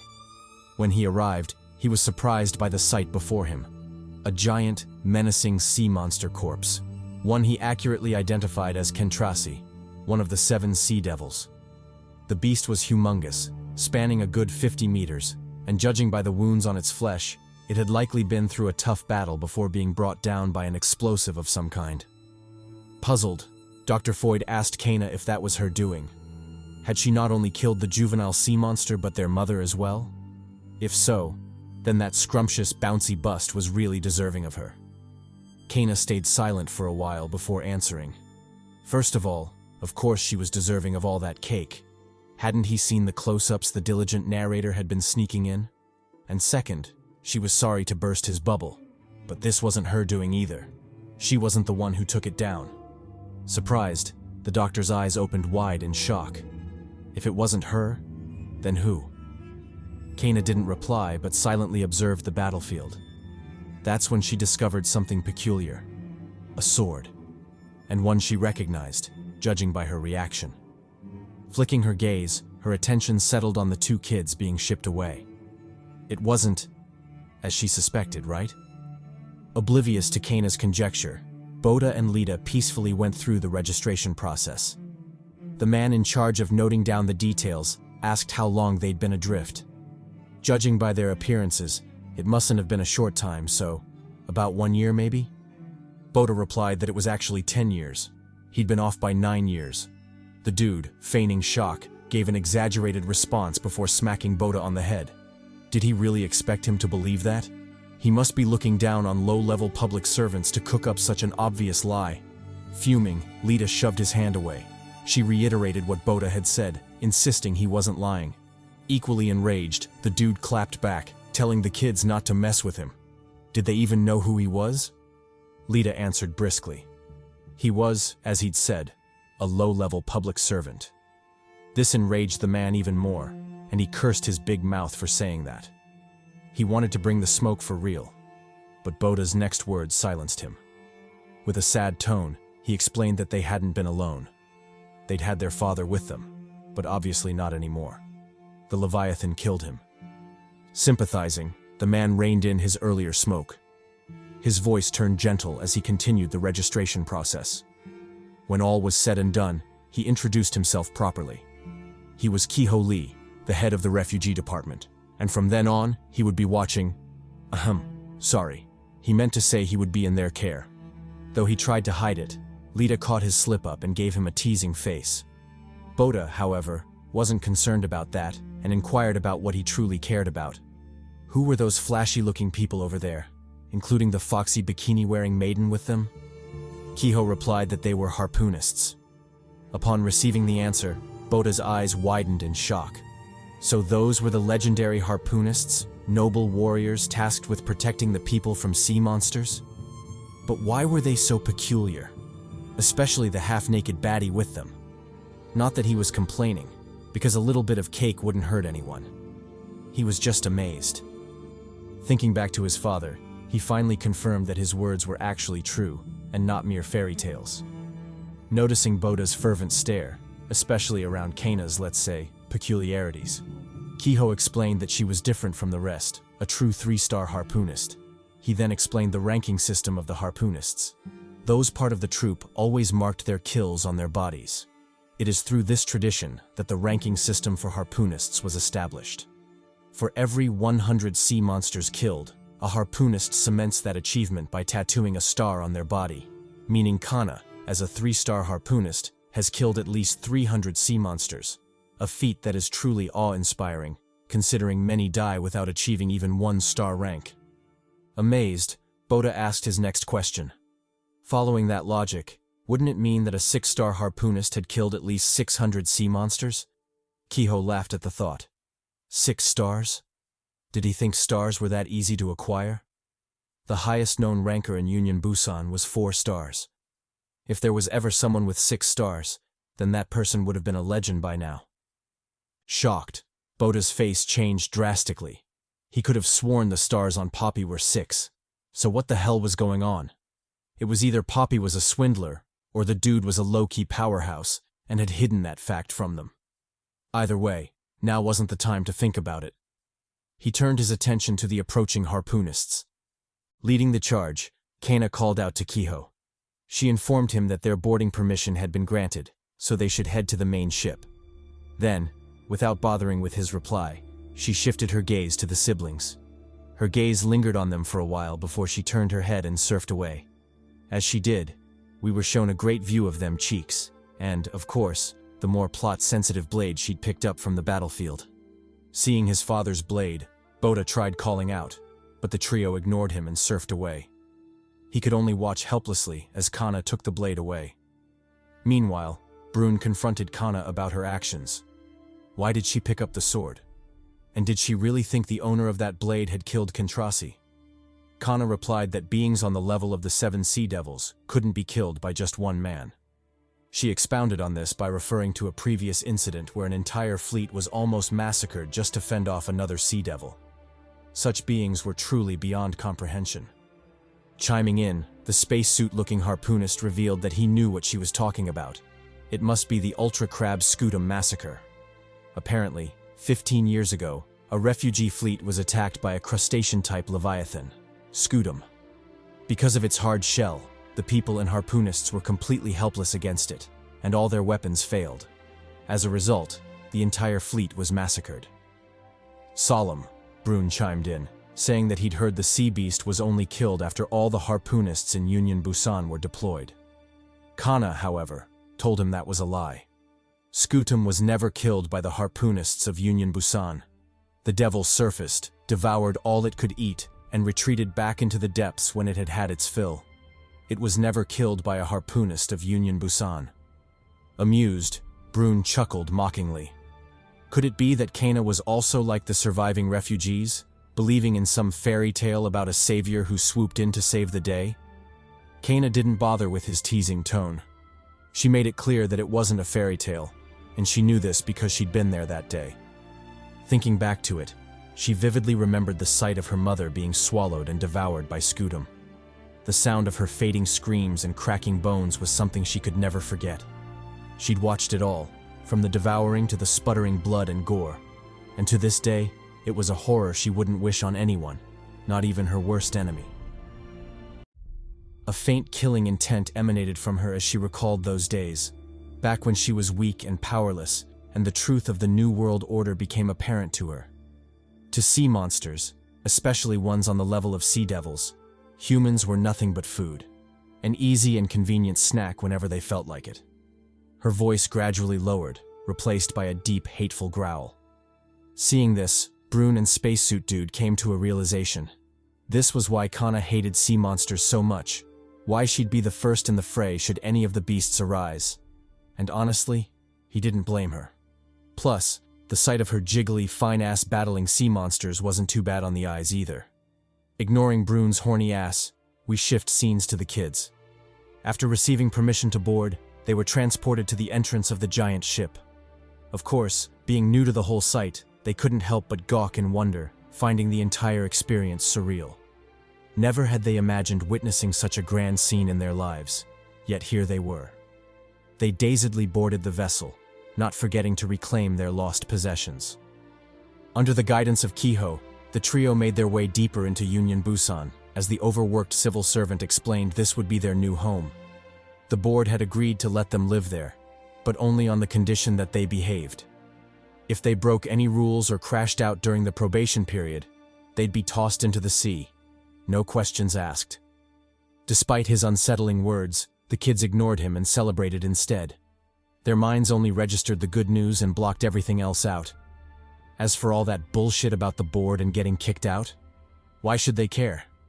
So long as they had a safe roof over their heads, even for a second, they'd say the experience was worth it. Taken aback, Kiho looked at them strangely. Could it be these kids were slow? How else could he explain their weird behavior? Nevertheless, they were his responsibility now, so he had to look after them, even if they were a bit restarted. With that in mind, he glanced at their bare feet. They'd certainly need shoes. Walking barefoot on the ship wasn't safe. Checking the time, he realized it was past his work hours, but he couldn't ignore the shoe situation, not with how dangerous the boat might be. Reluctantly, he decided to escort the kids to the market. Hearing a new term, the kids asked what a market was. Was it a kind of food or some shit? Kiho replied that it wasn't, and as for what exactly it was, they'd just have to wait and see. The kids nodded obediently and followed along. As they moved deeper into the vessel, their astonishment grew. They witnessed machines and operations they never thought they'd see in their lives. The whole experience was surreal, and they soaked it all up. Ignoring Lita's joy about the stable vessel, Bota flicked his gaze to the nearby machines. Though grander and more sophisticated, he recognized the process. Scavenging. The same work he and Poppy had done countless times. He couldn't help but wonder. So even the mighty Union Busan, just like their humble fishing boat, hadn't completely severed ties with the old world, still relying on its relics to survive. But even so, it was a good thing. If things worked out, having a familiar field to work in would make adjustment easier. Moving on from the scavenging, Bota noticed something else: machine constructs resembling deep-sea divers. Though he didn't know what they were, his inner child was fascinated, his gaze glued to them. Only when Kehoe announced their arrival at the market did he suppress his urge to run off and play. Locking in, the sight before him left him mesmerized. So many people, so much commotion, flashing lights and wares. It might as well have been a fantasy scene. The whole place was bustling. And I don't know if it's just me, but these two maidens kinda seemed like they were selling cheeks on the low. Or maybe I'm just tripping. Either way, the kids quickly lost themselves in the festivities. They gawked at everything, from the old man playing a strange instrument to the delicious food being grilled. It wasn't until Kehoe told them to hurry up that they snapped out of their reverie. Squeezing through the crowd, they arrived at their intended destination, a shoe store. The owner, a skinny-looking man, welcomed them enthusiastically, stating the current price, 15 units a pair. For the two siblings, that'd be 30 units total. Frowning, Kehoe asked why it was so expensive. For that price, he might as well visit the merchant's wife at the massage parlor and get a happy ending. Why the hell would he care about shoes when he could float his way to ecstasy instead? Suppressing the heartache, the merchant told him to take it or leave it. He wouldn't lower the price, so Kehoe might as well save the trouble of haggling. As for his wife, he'd best keep her name out of his mouth. He supported her business, even though she gave the sucky on the low. Amazed, Kehoe ignored the green hat and turned to Bota. If he had something to trade, he should try it. Bota nodded, rummaged through his stuff, and fished out a clock. The merchant, unimpressed, simply pointed to his vast collection of clocks. Did it look like he needed more? Stumped, Bota pulled out items one by one, searching for something of value. Finally, when he took out a bottle of whiskey, the merchant's face changed. Trying to play it cool, the slimy bastard agreed to the trade.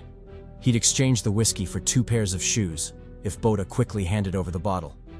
Oblivious, the kid hurried to complete the trade, but was stopped by Kehoe. The merchant wanted to swap whiskey for 2 measly pairs of shoes? How shameless could he be? In fact, after this, Kehoe would definitely pay his wife's parlor a visit. But first, he wouldn't stand idly by and let the kids get scammed. Raising his voice, he shouted to the crowd, "There's a bottle of whiskey there for sale." The crowd immediately got heated. The bids poured in, soon surpassing a whopping 1,500 units. After an intense auction and emotional roller coaster, the kids left the market fully stocked. They bought everything they needed, and a few extras. Why not? They were bawling now. On the walk back, Lita sighed in disappointment. If they'd known whiskey was so valuable, they wouldn't have dumped their stash in the ocean, only keeping the bottles. Who knows?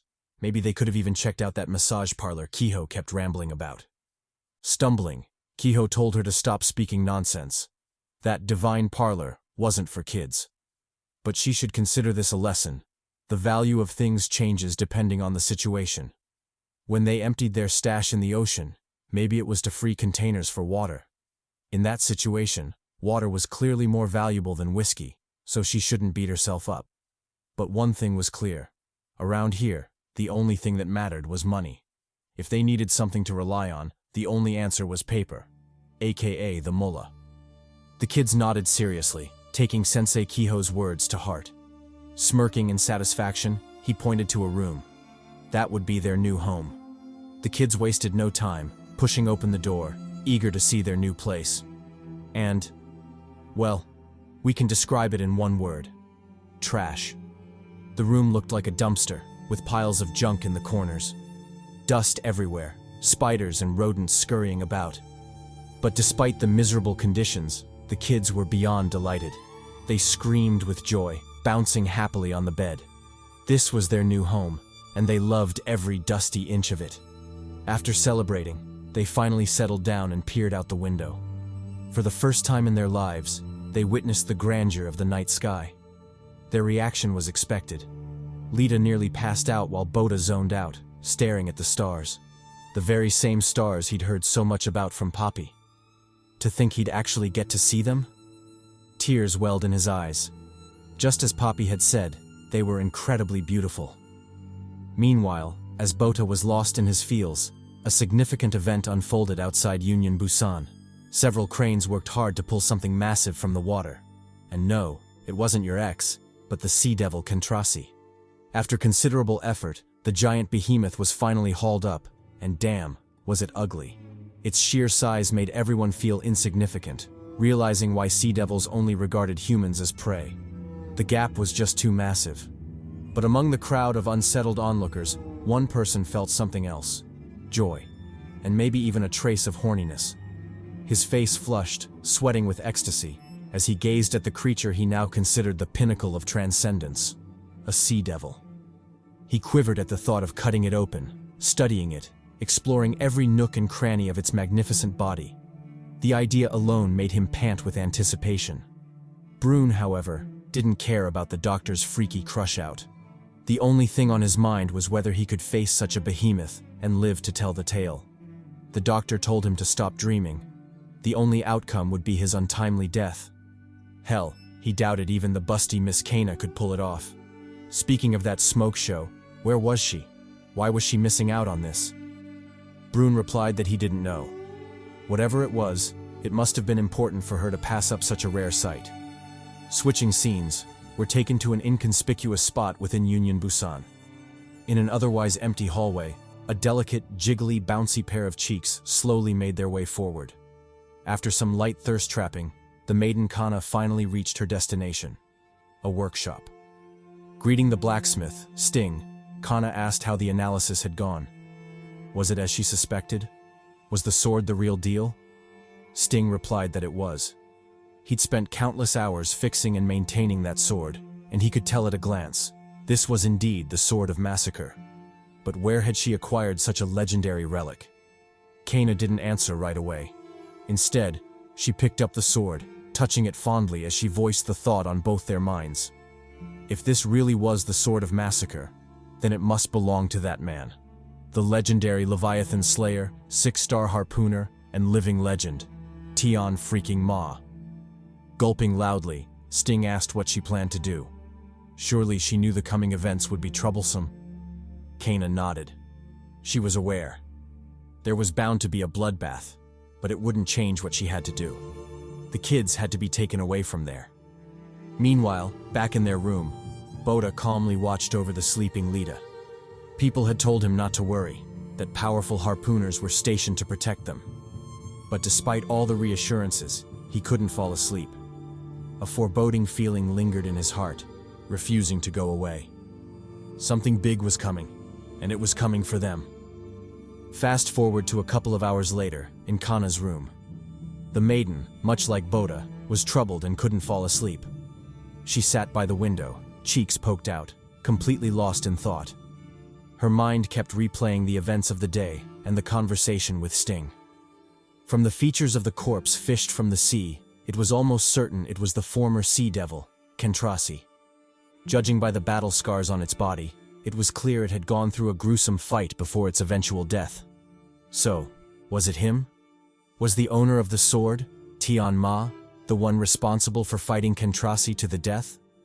But why would he do that? To protect someone? The kids? It certainly made sense if you thought about it that way. Humans tend to fight for their loved ones after all. It was reasonable that Tian Ma had faced off against such a dreadful foe for the sake of his family. But where was he now? What was his fate after that battle with the Leviathan? Probably dead, sacrificing himself to bring the behemoth down with him. A sad sigh escaped her lips as her thoughts reached that point. Rubbing the snow globe, one that clearly meant a lot to her, her mind drifted to the concepts of family and sacrifice. She too had a family, one among the many refugees that lived by drifting on the sea. They made their living by combing through the seabed for scraps and selling anything of value to anyone willing to buy it, which in most cases was Union Busan. She clearly remembered being young and haughty, looking down on the scraps scavenged by her parents. Such trash. What value could they possibly have? In those moments, when her worldly naivety threatened to rear its ugly head, her father would gently correct her, teaching her not to underestimate anything. He told her not to look at it as collecting trash, but rather as hunting for treasure. Then, as if to prove his point, a seemingly ordinary piece of junk turned out to be a beautiful snow globe, which he gave to Kana. Mesmerized, Kana stared at the globe, taken aback by how beautiful it looked. She couldn't help but recall the stories she'd heard about the world before the fall. How everyone used to live in beautiful houses. How enviable their lives were. Sulking, she suppressed her emotions and returned the snow globe to her father, telling him to sell it instead. She didn't need it. If he sold it to Union Busan, it should fetch them a pretty sum, a far better investment than giving it to her as a gift. Her parents, however, hugged her and gave the snow globe back. So what if they could get a better price by selling it? In their eyes, she was the most important thing. Gifting it to her was more than worth it. Their words comforted Kana, and she grew to love the snow globe even more. Several days passed, and the refugees continued their odious struggle to survive. As usual, they scavenged for scraps and sold them to Union Busan in exchange for food, water, and other essentials. To the refugees, and especially the young but still thirst-trapping Kana, goddamn, the massive Union Busan was an object of admiration. Not only could the citizens there live without fear of sea monsters, but they also didn't have to worry about being swept away by raging waves. To the struggling refugees, their lives seemed perfect, sparking endless envy and longing. It became the goal of every refugee to acquire citizenship and live aboard the Busan. However, accomplishing that feat was easier said than done. The life of refugees was fraught with constant danger, barely giving them enough breathing room to work toward that dream. Not only did they have to watch out for accidents while scavenging, but they also had to endure attacks from sea monsters, their numbers dwindling over time. People they loved, dreamed, and lived with died constantly, proving just how cruel refugee life was. Sometimes, she wondered, why did they have to live like that? Why didn't Union Busan just outright reject their appeals for citizenship instead of hiding it behind the false promise of granting it if they found a treasure? Why keep giving them hope when it was only going to be crushed in the end? So cruel. Find a treasure and get citizenship? What a load of bullshit. It was nothing but a pipe dream engineered by Union Busan to keep them toiling beneath them. There was no such thing as a grand treasure in that cursed sea. However, contrary to Kana's pessimistic belief, there were treasures in the sea, and her group stumbled upon one at long last. In essence, the treasure was nothing like what Kana had expected. It wasn't a chest of gold or anything like that, but relics from the past, specifically, deep-sea diver suits manufactured in preparation for the eventual apocalypse. That's why Union Busan paid so much attention to them and designated them as treasures. Having finally achieved their long-desired dream, the refugee family celebrated, anticipating their entry into Union Busan. From then on, they wouldn't have to live in fear anymore. They would finally be citizens. Unfortunately, just as things were looking up, disaster struck. On the very day of the celebratory banquet marking their entry into Union Busan, the sea devil Scudam attacked. Several lives were lost, all dying gruesomely in its jaws. Even Kana, an unlucky survivor, lost an eye, her face forever scarred by the event. But the worst scar was the emotional trauma of watching her mother get eaten alive, her cries forever lingering in Kana's mind. Amidst the death, gore, and bloodshed, several refugees tried to fight back, but their attempts were futile. They couldn't even scratch the surface of Scudam's carapace, let alone endure a single retaliatory blow. Like a drove of pigs, they were all slaughtered, crushed mercilessly beneath Scudam's giant pincers. And as if that wasn't torture enough, the few who managed to survive were tossed into its mouth, finished off by its ghastly fangs.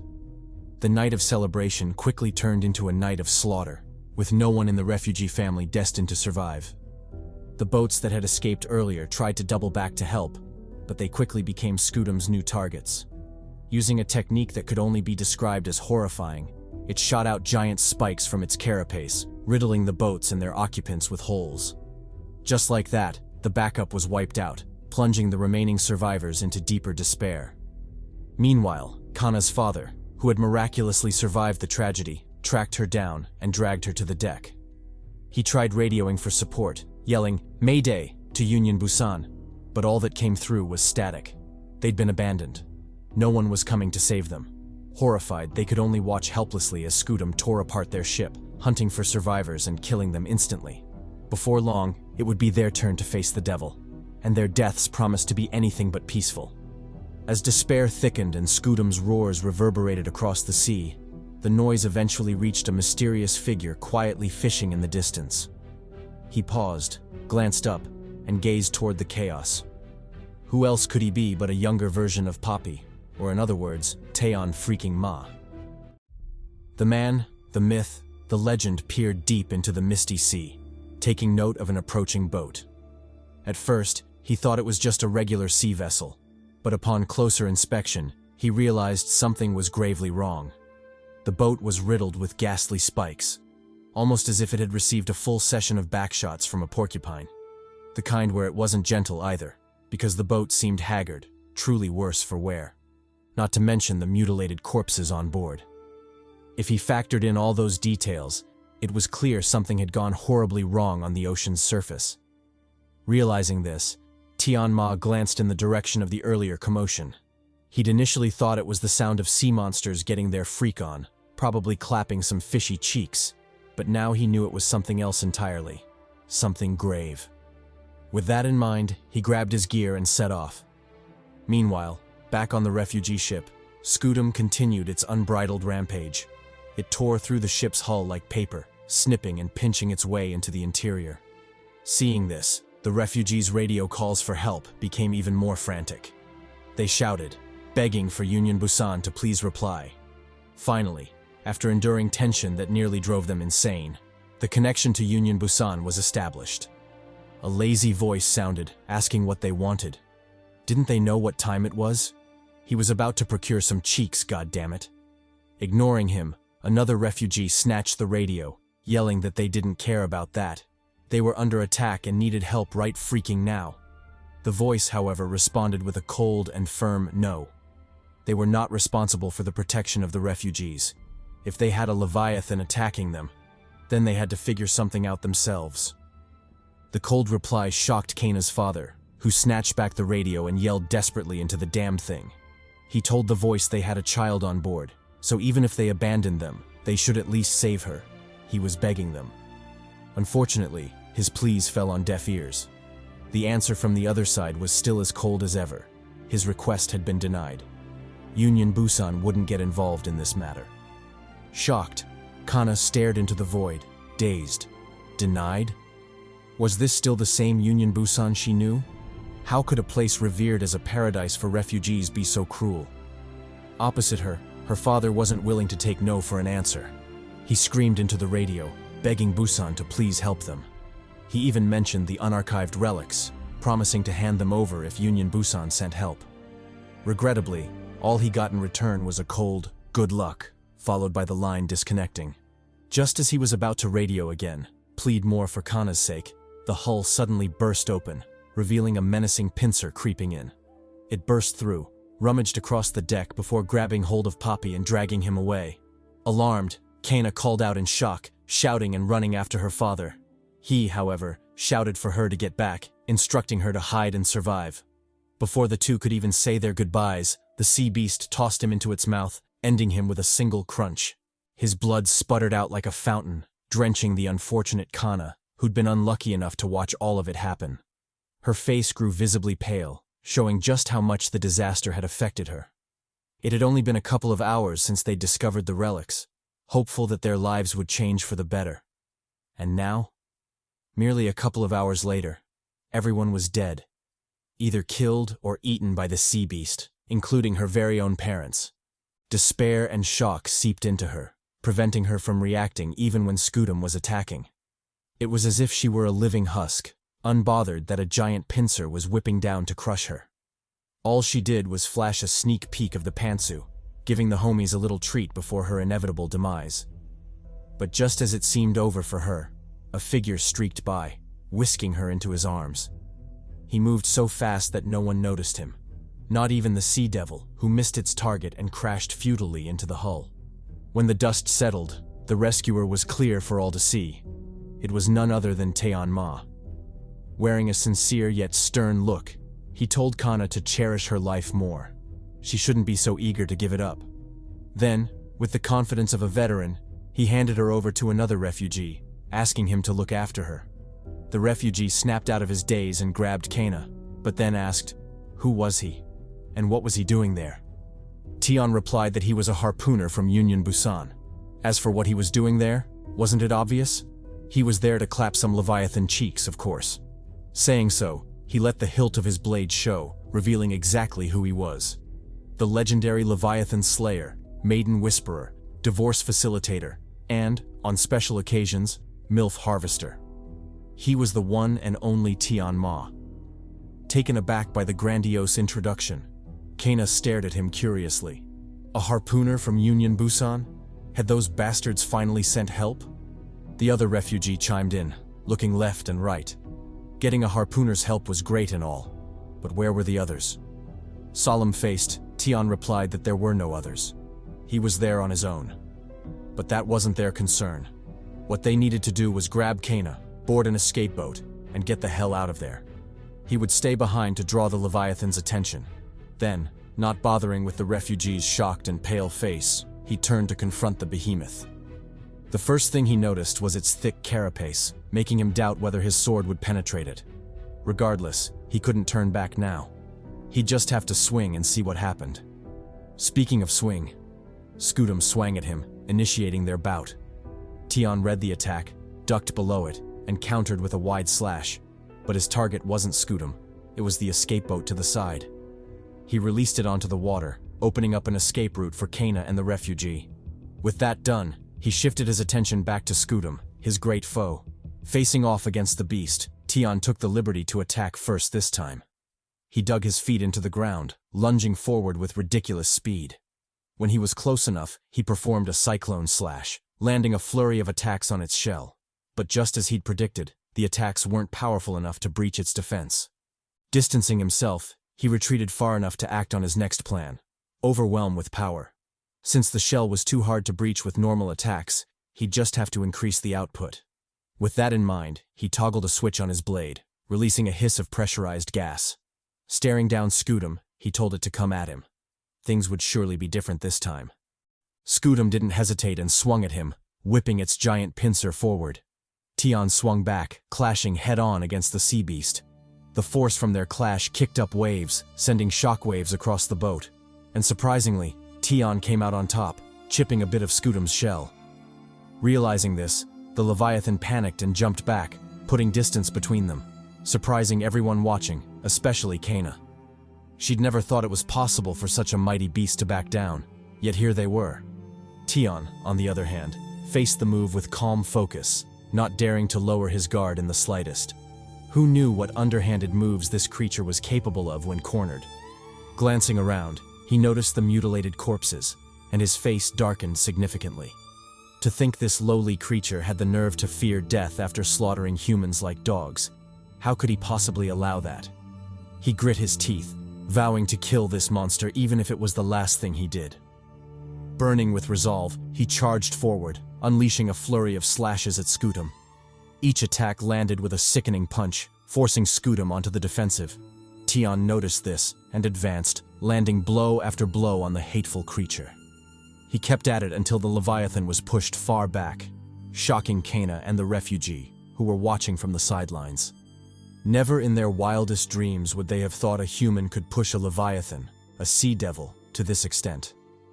It was almost as if the roles were reversed. Tian was the predator, and Scudam was the prey, pitifully suffering a beating and powerless to stop its inevitable demise. Kana couldn't believe it, and the only thing on her mind was, "Ay, Dios mío, papi, vámonos on these cheeks." For those who don't understand, don't worry, I don't get it either. I'm just speaking nonsense as usual. Anyway, back to the story. After hacking at Scudam for what seemed like ages, Tian finally made enough progress to wear down its shell. Bits and pieces constantly fell off, showing that the great Leviathan was at its wit's end. Realizing this, Tian immediately pressed the attack, his sword flashing with brilliant majesty. He unleashed a flurry of strikes, finally breaching Scudam's defenses and drawing blood. After the first sputter came the second, then the third, and soon Scudam was leaking like a faucet, drenching the boat with its blood. Witnessing this, Kana couldn't believe her eyes. The hunter that had constantly oppressed the prey was now at its wit's end, barely clinging to life. Was this the norm among harpooners? Or was this man, Tian freaking Ma, the oddity? She didn't know, but one thing was certain. Her little heart was beating like crazy. And a part of her, albeit a tiny part, started entertaining the idea of making it out of there alive. Maybe with Tian's help, they might just make it out of that shit show unscathed. Speaking of Tian, the Poppy was going ham on Scudam. He diced the bastard up like he was making sushi or some shit.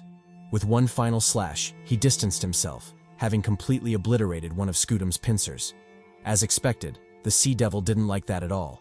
It screeched like a little bitch, even foaming at the mouth. The relentless barrage had done a number on it, and even its monstrous vitality couldn't save it from the torment it faced. Tian, on the other hand, was still relatively intact, with the only point of concern being his dwindling ammunition. He'd used up nearly all his gas canisters, making the current loadout the last one he had. If he couldn't defeat Scudam with that final canister, he'd lose the power to pierce through its thick shell, and by extension, lose the ability to win that fight.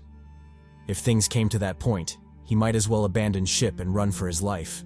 Of course, he'd bring the beautiful Kana with him, because who in their right mind would abandon a waifu? Anyway, he locked back in just in time to read Scudam's next attack and dodge gracefully. However, after doing so a couple more times, he soon realized Scudam's actions weren't as simple as they seemed. At first, it looked like it was attacking him, but upon closer inspection, it was obvious its target wasn't him at all, but the boat. The little bastard had realized it was losing that fight and had decided to sink the ship, probably hoping to rely on the underwater terrain advantage to clutch a win. This became increasingly apparent when it stopped masking its actions, reached into the boat, ripped out its engine, and used it to bash large holes into the sea vessel, making it clear it was determined to sink that bitch no matter what. Just when Tian thought he'd figured out Scudam's ploy, the Leviathan hit him with a curveball. Instead of continuing its unbridled destruction, it turned its sights on the refugees, hurling a freaking engine at them. The change was so unexpected that the trio couldn't even react before the engine came crashing down on Kana and the dude. Debris flew everywhere, and mournful cries followed, showcasing just how much harm and destruction the attack had caused. Tian's blood boiled with rage and resentment. He couldn't believe that even while fighting him, Scudam would disregard him and attack the duo instead. Wasn't it looking down on him a bit too much? His rage intensified, compelling him to launch an all-out assault on Scudam. Meanwhile, at the crash site, things weren't looking too good for the duo. The man had luckily survived the attack, but the same couldn't be said for Kana. She'd found herself trapped beneath a pile of rubble, immobilized and unable to free herself. Fortunately, the man seemed relatively fine, so Kana called out to him for help. But what happened next left Kana shocked and me appalled. The man, no, it's more accurate to call him a waste of space, literally turned and ran away, mumbling something about not wanting to die. Seriously, who would abandon a child to save himself? Just how cowardly could one person be? Kana watched his retreating back, despair and hopelessness sinking in. Back on the battlefield, Tian continued his relentless barrage, unaware of the predicament Kana was facing. He hacked and slashed at Scudam, chipping away at its armor bit by bit. Everything seemed to be going great, until Scudam pulled another curveball. It stopped attacking and focused all its efforts on defending, literally becoming a turtled-up tank. This surprised Tian, forcing him to pause his attacks. He gazed quizzically at Scudam, wondering what it was up to. What was the point of turtling up now? It wasn't as if he couldn't wear it down to death if it just lay there. But upon careful observation, he noticed something that made his heart race. Scudam's spikes were looking particularly menacing at that moment. And was it just him? Or were most of those spikes aimed suspiciously at him? Just as he was on the brink of realization, a loud voice rang out, interrupting his thoughts. The voice was obviously from the coward, coinciding with the moment he abandoned Kana, howling cheeks to save his own life. Initially curious, all ideas to investigate were quickly tossed out the window when Tian noticed the changes on Scudam's body. The spikes had become even more menacing, heralding the onset of an impending attack. Without hesitation, he shouted for the man to get down, all while bracing for impact himself. What followed was a hail of spikes, blitzing the absolute shit out of everyone and everything around. Even Tian wasn't spared. 2 spikes pinned him by the arm and leg to a wall. Luckily, the fatal attacks missed. Otherwise, things would have truly ended tragically for the young hero. As for the coward, the bastard got the death he deserved, impaled by multiple spikes. He even caught one in the cheeks, making this one of the worst deaths in the history of the channel. I honestly wouldn't wish that on anyone, not even my worst enemy. Back to Tian Ma. He watched the man's death with a hint of regret, but quickly focused on his own situation. Things were already bad enough.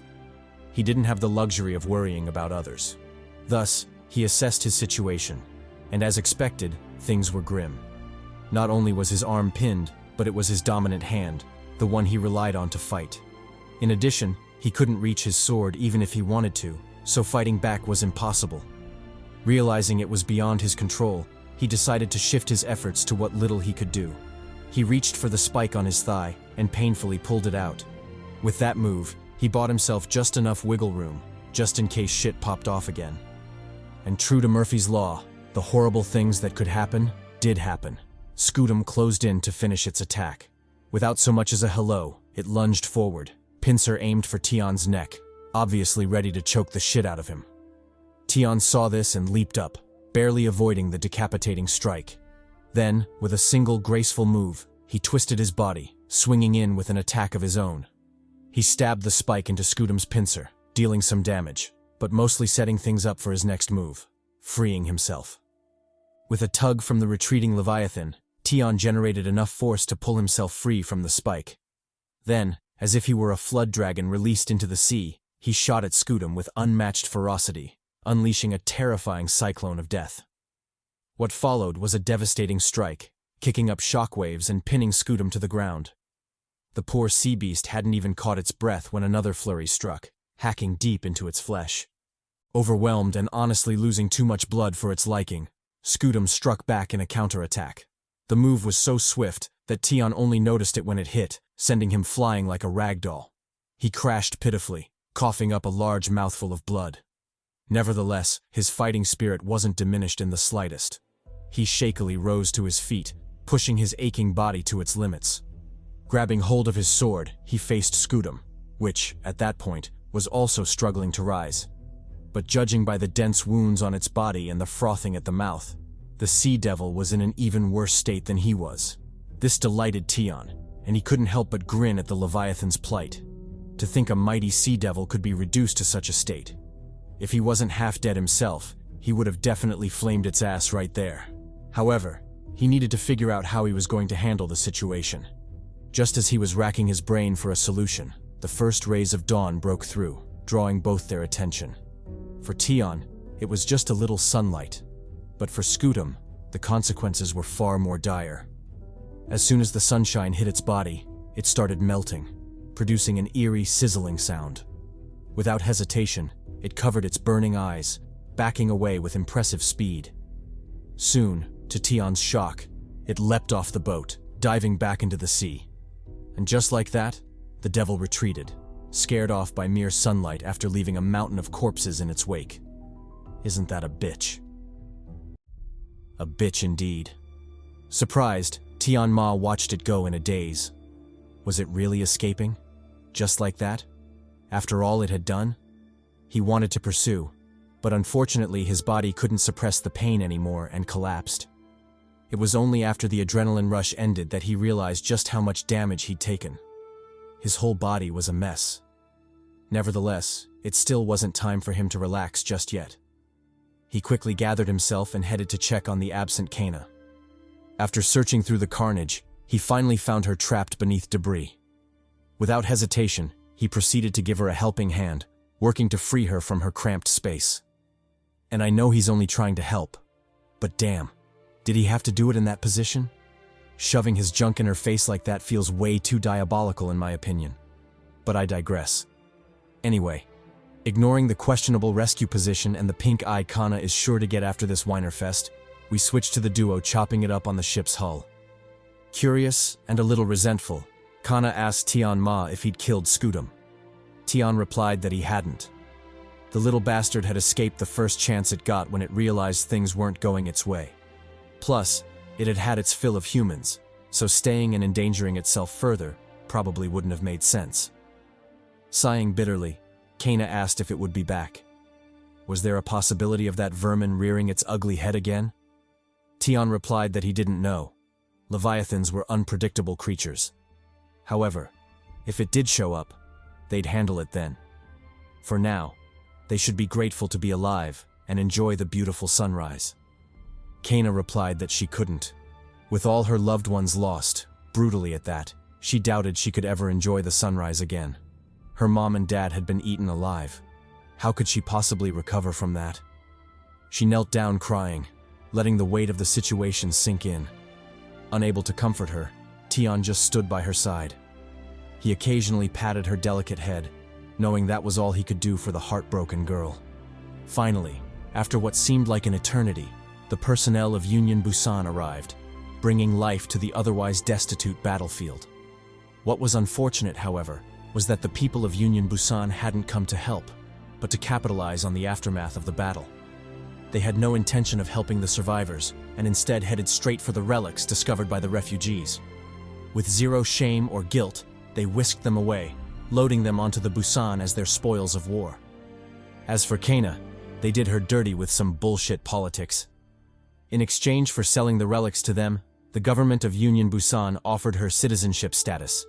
It was just a formality, since the relics were already in their hands, and there was no way they'd give them up. Offering Kana citizenship was simply a way to cover loose ends. As for the refugees who'd lost their lives during the incident, they neither asked nor cared about them in the slightest. Fuming yet helpless to change the situation, Kana had no choice but to sign the paperwork, selling off the relics and watching the snakes in the government congratulate her for her deeds. It was almost like she was being cheered and celebrated for selling off her deceased parents, a truly uncomfortable feeling indeed. What followed afterwards was even more heartbreaking for the pitiful maiden. She watched as the government of Union Busan fabricated stories of their heroism, claiming to have slain Scudam. They paraded its claw throughout the ship, using it as proof of their conquest. As for the true hero or the refugees who'd lost their lives to the beast, no one talked about them, as if they'd never existed, never truly mattered. Heartbroken, Kana slipped away from the bustling streets, hoping to clear her mind in the solitude of the back alleys. Unfortunately, Lady Luck had no intention of smiling on her that day. Just as she was distancing herself from the crowd, she accidentally eavesdropped on a conversation by the harpooners of Union Busan. The bastards were talking shit about the refugees, calling them pathetic for risking their lives to work for citizenship on the Busan. And as if that wasn't bad enough, one of them bragged about a distress signal he'd received from the refugee ship the previous day, a signal he'd ruthlessly rejected with a single word: denied. Laughing maniacally, he regretted not being there to see the look on the refugees' faces when he shuttered their hope. Had they despaired? Cried? He didn't know, but damn, it sure was a bummer he hadn't been there to see it. Chuckling, he received his companion's praises with glee. According to him, he'd saved the Busan a considerable amount of money, enabling them to acquire relics for free. If that wasn't a meritorious deed, then he didn't know what was. Kana, who had been listening from the side, couldn't take it anymore and lashed out. She grabbed an empty bottle from the ground, smashed it, and wielded it against the bastard harpooners. With cold rage in her eyes, she asked the bastards to repeat what they'd just said. Had they admitted to orchestrating the refugees' deaths, all for the measly reward of acquiring relics on the cheap? Undaunted, the harpooner asked what it mattered if they had done it. What could she possibly do about it? But that aside, shouldn't they be talking about her instead? They'd heard she was the only survivor and had sold the relics to Busan for citizenship. How did it feel to sell out her parents' lives for citizenship? Seething with rage, Kana couldn't hold herself back anymore and swung at the harpooner. She drove the broken bottle toward his heart, aiming to kill him in a single strike. Unfortunately, though a bastard, the harpooner wasn't lacking in strength. He effortlessly backhanded the charging Kana, causing her to crash pathetically against the wall. Then with nimble movements, he grabbed her neck, choking her viciously as he dragged her toward him. Grinning sardonically, he told Kana she'd made a grave mistake. Defying a harpooner was a serious offense, one he would gladly elaborate to her. Saying so, he took out handcuffs and quickly bound the poor baddie. With Kana handcuffed and kneeling at their feet, the bastard harpooners threatened her with grim fates. They could choose to execute her on the spot, and no one would bat an eye. That was the difference in status between refugee scum like her and harpooners like them. Not only that, but he wasn't kidding when he said harpooners were the law and executioners of the Busan, so she better get that through her thick skull. Enraged, Kana trembled in fury. Law and executioners? Did they really just say that shit? When the refugees were asking for help, they ignored them. Yet when they were shamelessly stealing their belongings, they called it law? What kind of bullshit was that? As far as she was concerned, they were nothing but a bunch of cowardly bitches. Fuming, the harpooner kicked her in the gut. The blow was so strong that Kana coughed up blood, staining the ground crimson. He wasn't the only one attacking. The rest of the harpooners joined in, working together to jump the poor girl. With a tongue dripping malice, he shouted at Kana to know her place.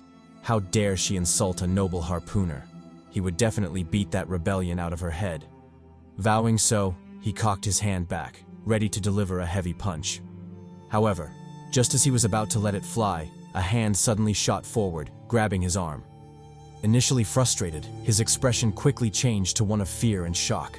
The one holding him was none other than the big poppy, Taeon Ma. Not mincing words with the cowardly trio, Taeon immediately chose violence. He spun the lead harpooner like a top, using his body to smack the shit out of the other harpooners.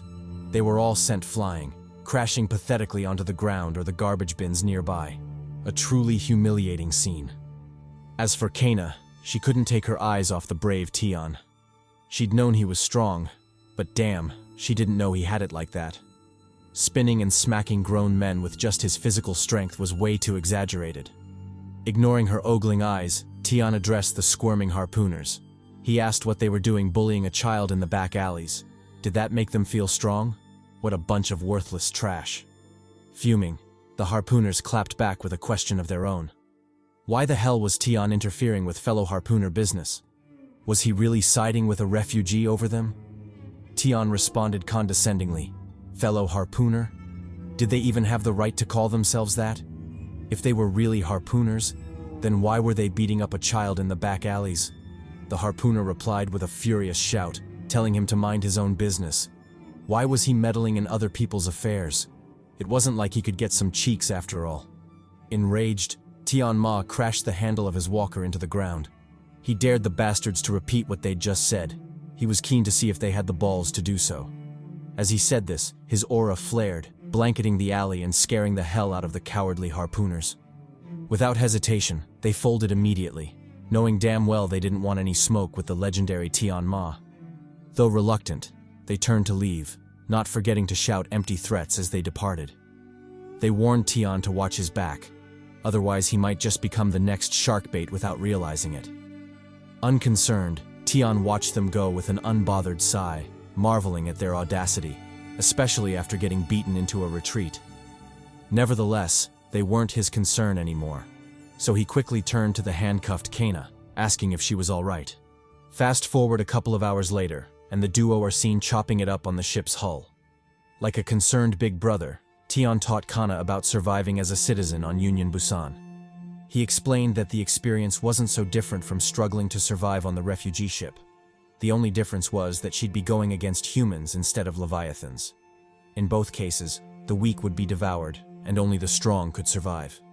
If she wanted to survive, she had to grow stronger. Kana acknowledged the kind gesture by revealing her own plans. She would become a harpooner. Shocked, Taeon asked if she was certain. The harpooner selection process was tough as hell, and most people ended up dropping out halfway. Would she be able to handle it? Kana replied that she would. She would do it even if it killed her. No matter what, she would become a strong harpooner. And once she was, she'd use that power to eradicate every single Leviathan in the world. And so time ticked on, and just like she'd promised, Kana became a harpooner, graduating at the top of her class. During her graduation, she made another vow: to become the kind of harpooner who didn't discriminate between refugees and citizens.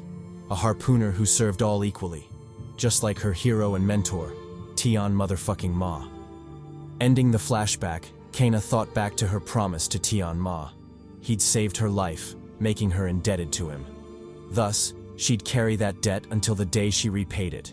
To him, or to those who came after him, his children. Fondling the sword of massacre, she promised to stay true to her promise. She'd protect the children of her hero, children brought to her by destiny itself, Bota and Lita.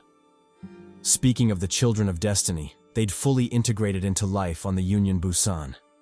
As for what that life looked like, it wasn't particularly different from our current zombie society in the modern age. The citizens woke up and worked their asses off, all for the hope of striking it rich and never having to do that shit ever again. Too bad such windfalls don't happen often, so for the time being they had no choice but to work, pay taxes, and struggle to live as decently as possible in the harsh conditions that are the apocalypse. Bota, as a new initiate into society, learned this harsh reality firsthand.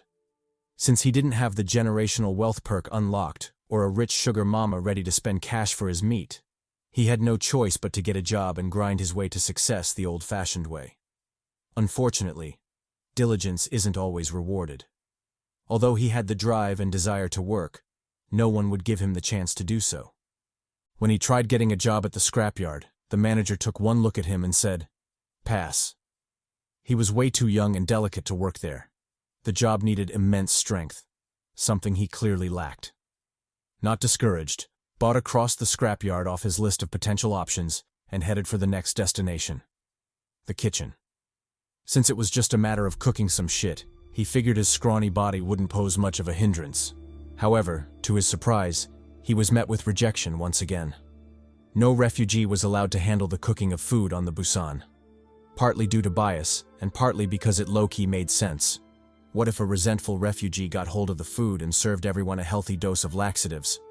Wouldn't that be the shit? Pun intended. In any case, he hit a wall with the kitchen, so he moved on to the next location. But just like the experiences before, that one didn't work out either. He got rejected so much that he even contemplated seeking out sugar mommies on the low. Surely massaging wrinkled feet and organizing daily pills couldn't be as hard as the shit he was going through.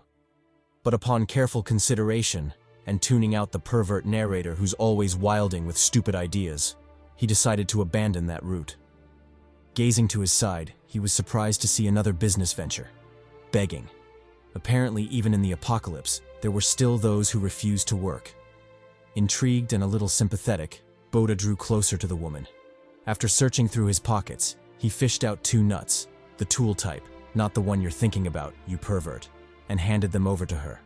She received them with sincere gratitude, clearly not having expected such a windfall that day. Bota noticed this and returned the smile. He told her he was broke as hell right now, so that was all he could afford. But once he got a job and money started flowing in, he'd be sure to give her more. The old woman smiled even brighter at his words, knowing she'd found a cash cow. To not seem entirely selfish, or maybe to genuinely show her gratitude, she decided to hand Bota a gift as well: seeds. These were her most cherished possessions, as they represented hope for a better future. But compared to herself, an old woman on the brink of death, and a young, generous youth who also happened to have a good heart, she felt Bota would be more suitable to carry on that hope. Delighted, Bota readily accepted the seeds. Although he didn't know what the old woman was on about, the word hope still gave him immense strength and confidence. Maybe, just maybe, he would truly be the embodiment of that hope to everyone someday. Reining back his thoughts, he quickly headed back to their humble abode. Once there, he took inventory of their financial religion, and things weren't looking good. The nuts had reduced by more than half, and that was only from a week's spending. If he didn't get a job soon, they'd have to forgo luxuries like the grilled sardines they'd been feasting on lately. Not to mention, food wasn't their only financial burden right now. According to what Kiho said, there were still taxes and contributing to the Busan. If he couldn't do that or find a job, then he and Lita would be kicked off the ship. Sighing, Bota wondered what he could do. It wasn't like he didn't want a job. No one wanted to hire him. In that situation, what the hell was he supposed to do? Glancing at Lita, he informed her that they'd be cutting down on some expenses, specifically grilled sardines. They'd reduce their intake to once a day until he landed a job. Complaining, Lita immediately started crashing out. Did he really expect her to give up grilled sardines? Nah, that was impossible. She vowed to ask Kiho for help. Hopefully, he'd have a better solution for them. Speak of the devil, Kiho coincidentally chose that moment to come check on the kids. He'd only entered halfway through the door when Lita suddenly bombarded him with questions, screaming that they were broke and needed his help. Though surprised, Kiho only took a beat to understand what was going on. He directed his attention to Bota, asking if he'd gotten a job. Upon a negative confirmation, he couldn't help but sigh at his luck. Nevertheless, he held a great fondness for the kids, so he decided to tap into his vast network of influence to help them out. Fast forward a little bit, and we shift to the sub-basement of Union Busan, specifically the plumbing room. Just as promised, Kiho pulled some strings and secured Bota an interview with one of his contacts. However, as in the case with most CVs nowadays, what was promised on paper paled in comparison to what was delivered in person.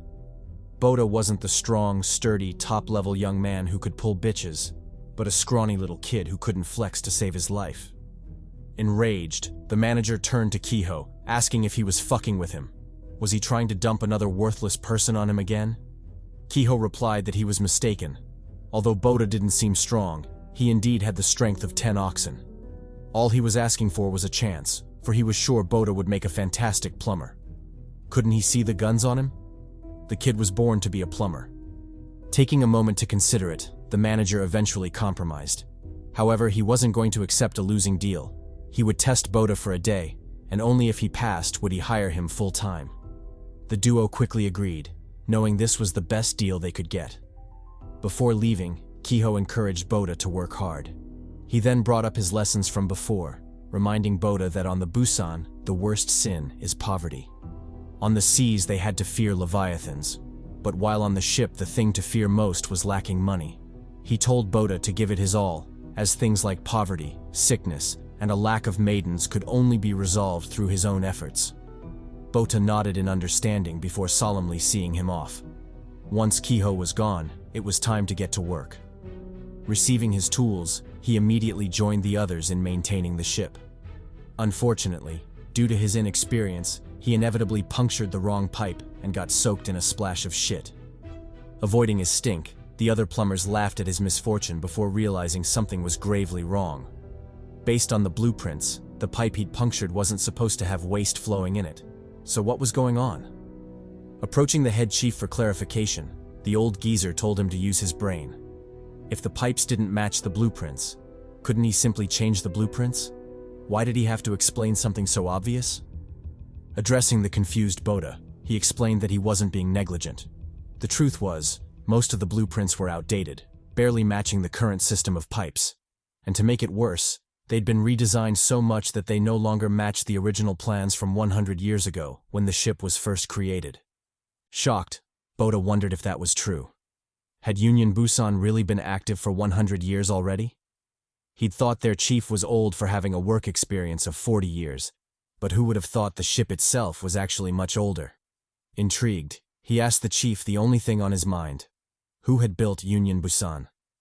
The chief replied that it had been built by the humans of the past civilization, back when there was still land on Earth. Not only that, but their civilization was known to build structures of even greater grandeur, enough to make the ship look like a joke. Unfortunately, all that went downhill when an ice comet struck the Earth. Despite their advanced technology, they couldn't save the planet from the impact and ended up losing half of the moon.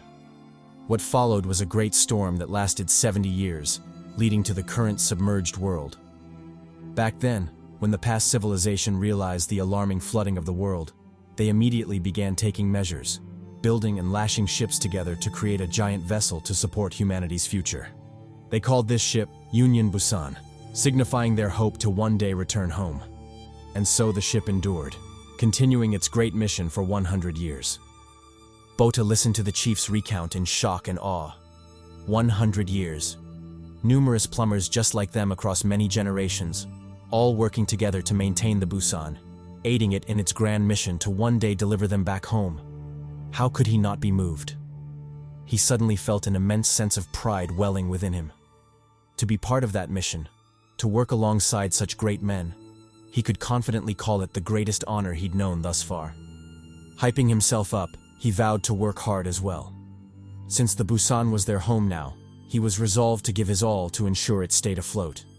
He would join the other great men in ensuring their home remained true to its mission for as long as possible, because only then would he and Lita continue having a place to call home. Regrettably, man plans and God laughs. Just as he was about to embark on the greatest adventure of his life, he suddenly noticed something that caught his attention. There was a flood of water by his feet. Before he could piece together what the hell was going on, a pipe suddenly burst behind him, flooding the entire room. Shocked, the chief scrambled to take charge, but things only went downhill from there. When he instructed his men to stop the backflow and clog the pipe, he was informed that the pipe was buried too deep below other pipes for them to access it. They couldn't do anything about it, unless they took apart the entire pipe system from the top. But doing so would only result in more flooding. Fuming, the chief asked who had built such a foolish design. Why would any competent plumber make such an obvious mistake? The plumber replied that he didn't know. All he did was follow the blueprints and perform maintenance. The rest could be answered by someone else. Hearing this, the chief almost exploded in rage. He wanted to rebuke the plumber, but a sudden rumbling from the pipes drew his attention. Before he could react, another pipe burst open, and this time, it was one of the main pipes, causing significant flooding. Worse still, the explosion caused a chain reaction. Soon, other pipes started failing, resulting in even greater explosions and damage throughout the system. Realizing this, the chief could only curse out loud. They were well and truly screwed. Meanwhile, while the boys were fighting for their lives and the general fate of the ship, Lita was back in the room cheerfully watering their new plants. She had just completed a round of thorough cleaning and was waiting on Bota to return so she could show off her stellar work. Just as she was imagining his reaction when he saw how clean the room was, the door was suddenly knocked, drawing her attention. Believing it was Bota, she cheerfully opened the door.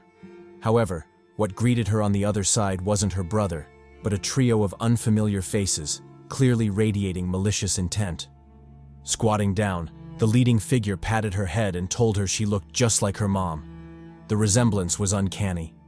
Naive and delighted, Lita asked if that was true. Did he truly know her mother? The man replied that he did. In fact, he knew her very well. Then, with a smile chilling to the bone, he added that he knew her father as well. Who else could it be but the bastard who'd been folded by Tian Ma? Clearly, he'd taken an L from the father and had sought out the children for revenge. What a bastard. Switching back to the plumbing room, things were beyond chaotic. The flooding had advanced significantly, submerging half the room with no signs of stopping anytime soon. Of course, the one under the most pressure was the chief, who watched despairingly as his hard work and legacy literally went down the drain. Or rather, refused to go down the drain, since it was clogged and all. His instincts and experience told him that if they couldn't handle the situation perfectly, not only would the whole team die there, but even Union Busan itself would be lost to the disaster. With that realization, he quickly mobilized the team to make moves. Everyone was to find a task and make themselves useful. As for himself, he'd personally enter pipe number 3, the clogged pipe, and see what was going on. To this, one of his men told him to stop with the bullshit. He might be old as fuck, but with the muscles he'd put on, probably from laying down some pipe, pun intended, there was no way he'd fit into that tiny-ass pipe. In response, the chief told him not to worry about it. He was determined to enter that shit even if they had to lube him up Diddy style and push him through. Meanwhile, while they were arguing, Bota looked at the two geezers peculiarly. He might not have understood what they meant by lubing him up Diddy style, but he did know that something needed to be done fast. Thus, without hesitation, he snatched the spotlight from the chief's hand and volunteered to enter the pipe personally. Shocked, the team looked at him in surprise for a moment before the chief told him to stop fucking around. Did he think this was a game? He was in no mood to entertain the foolish whims of a naive brat. Plus, the job was extremely dangerous, very likely to kill an inexperienced noob like himself. So what the fuck was he talking about? Bota, however, ignored the serious criticism and charged for the pipe. They'd just been contemplating lubing him up and forcing him through, so who among them was the real joker? He stood on 50 Cent's side when he said no real man should have that much lube placed on him at one time, so they'd better miss him with that condescending bullshit. Then, without giving them a chance to react or know Diddy themselves, he dove into the pipe, disappearing from the plumber's sight. Making his way deeper inside, Bota quickly realized the pipe was much larger than he'd expected. With his tiny body, he didn't know how long it would take to reach the end, but it was imperative that he did. Otherwise, he might very well die. Luckily, it didn't take long after that doubt surfaced for the end to appear, and he smoothly exited the pipe. However, that's when he faced another dilemma.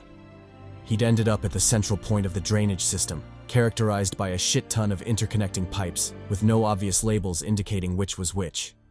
This posed a significant challenge, as Bota had to locate pipe number 3, the one in need of fixing, and he had to do so before he ran out of oxygen.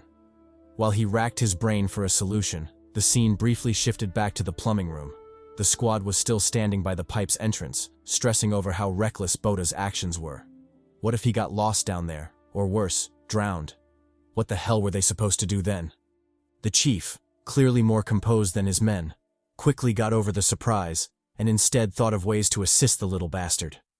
With his many years of laying down solid pipe, again, pun intended, he knew there had to be something they could do. That's when an idea struck him.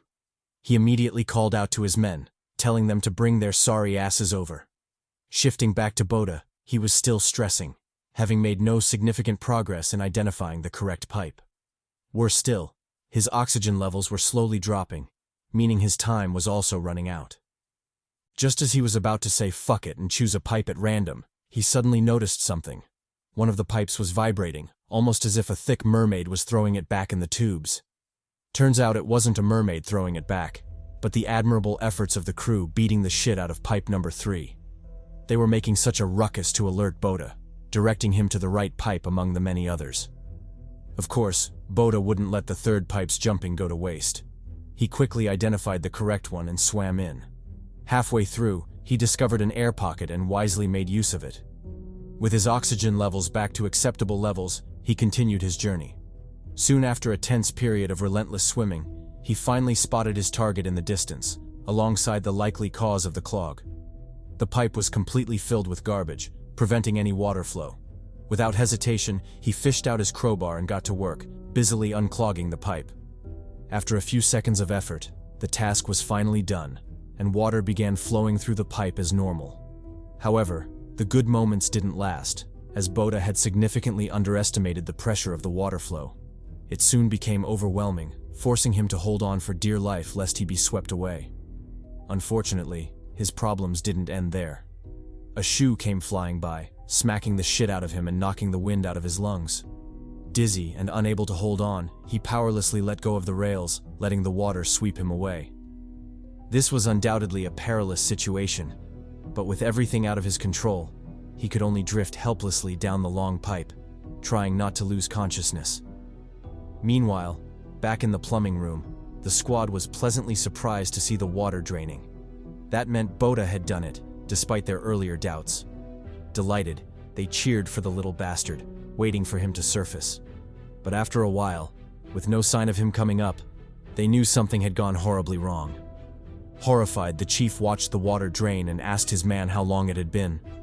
The man replied that it had been 8 minutes, yet Bota still hadn't resurfaced. Sweating, the chief watched the pipe entrance like a hawk, secretly counting the seconds as they ticked by. At the back of his mind, he wondered what could have possibly gone wrong. Just like that, 4 more minutes slipped by, bringing the total time Bota had been underwater to 12. As for Bota, he was desperately fighting for his life, swimming for the exit with everything he had. However, it was just too far away, and there was no way he'd make it in time. His oxygen levels were dangerously low, and he could already feel himself suffocating. As he slowly lost consciousness, the last thing on his mind was that he was dying. He was obviously unwilling, but what more could he do? He was just a kid after all. And so everything went dark, and Bota's unconscious body slowly floated upward. Back in the plumbing room, the chief was losing his shit. He beat the hell out of the pipe, yelling for Bota to come out already. His men, who had seemingly accepted reality, watched on in silence, counting the minutes as they passed. 18 minutes, then 24, ruling Bota's fate as hopeless. They reached out to their chief, telling him it was pointless. Bota had been underwater for close to 30 minutes already. Even a fool would know what that meant. Despairing, the chief beat himself up, regretting that he hadn't tried harder to stop Bota. This was clearly his fault, a guilt he'd have to live with for the rest of his life. Surprisingly, just as the atmosphere hit rock bottom, the water surface at the pipe entrance suddenly rippled, followed by Bota's head shooting out. The little bastard hadn't died, startling the shit out of everyone. Like a zombie, he crawled out of the pipe, his eyes as bloodshot as Will Smith when the world first learned of Jada's entanglement. What a poor bastard. Incredulous, the plumbers checked their watches in shock, wondering how Bota had survived. He'd been underwater for 30 minutes after all. The chief, however, didn't care about any of that, and tightly hugged Bota, knocking the wind out of him for the second time that day. Coincidentally, this helped a lot, as Bota spat out the water he'd chugged while drowning. Curious, the chief asked how he'd survived. Had he found an air pocket, or was he the bastard son of Poseidon and Lady Luck? Because he genuinely didn't know how anyone could survive 30 minutes underwater without divine favor. Bota replied that he'd chanced upon an air pocket, which timely saved his life, though he wouldn't rule out being a blessed child of Lady Luck, as he'd really cut it close this time. The crew cheered in agreement and quickly surrounded him, relieved that he hadn't croaked. Having a kid's death on their conscience wasn't something any of them wanted. Chiming in, the chief patted Bota on the head and officially invited him to the team. A crew with his guts and quick-thinking mind was exactly what they needed. Delighted, Bota asked if he was really giving him the job. The chief replied that he was, insisting there was no one better suited. Before he could glaze Bota any further, however, one of the crew let it slip that Bota would have gotten the job anyway, as a member had died and they were seriously short-handed. The rat's fate was predictable, as he was promptly jumped by the crew for yapping his big mouth. As for the chief, he pulled Bota away, telling him not to listen to such nonsense. After a dedicated and loving thrashing, the team gathered to welcome Bota to the squad, their mags raised in celebration. Bota accepted it all in silence, a warm smile tugging at the corner of his lips. It had been a long time since he'd felt that warmth. Joining Union Busan had clearly been the right choice. Fast forward to evening, and Bota was happily making his way home. He'd picked up a bunch of delicacies, eager to celebrate with his little sister Lita. Now that he had a job, they could finally relax and enjoy all Busan had to offer. Rushing through the crowd, he made it home and opened the door with a beaming smile. However, Lita's expression, and the fact that she was sitting stiffly in the center of the room, draped in shadows, made him realize something was gravely wrong. Concerned, he walked closer and asked what was wrong. Why was she sitting in the dark?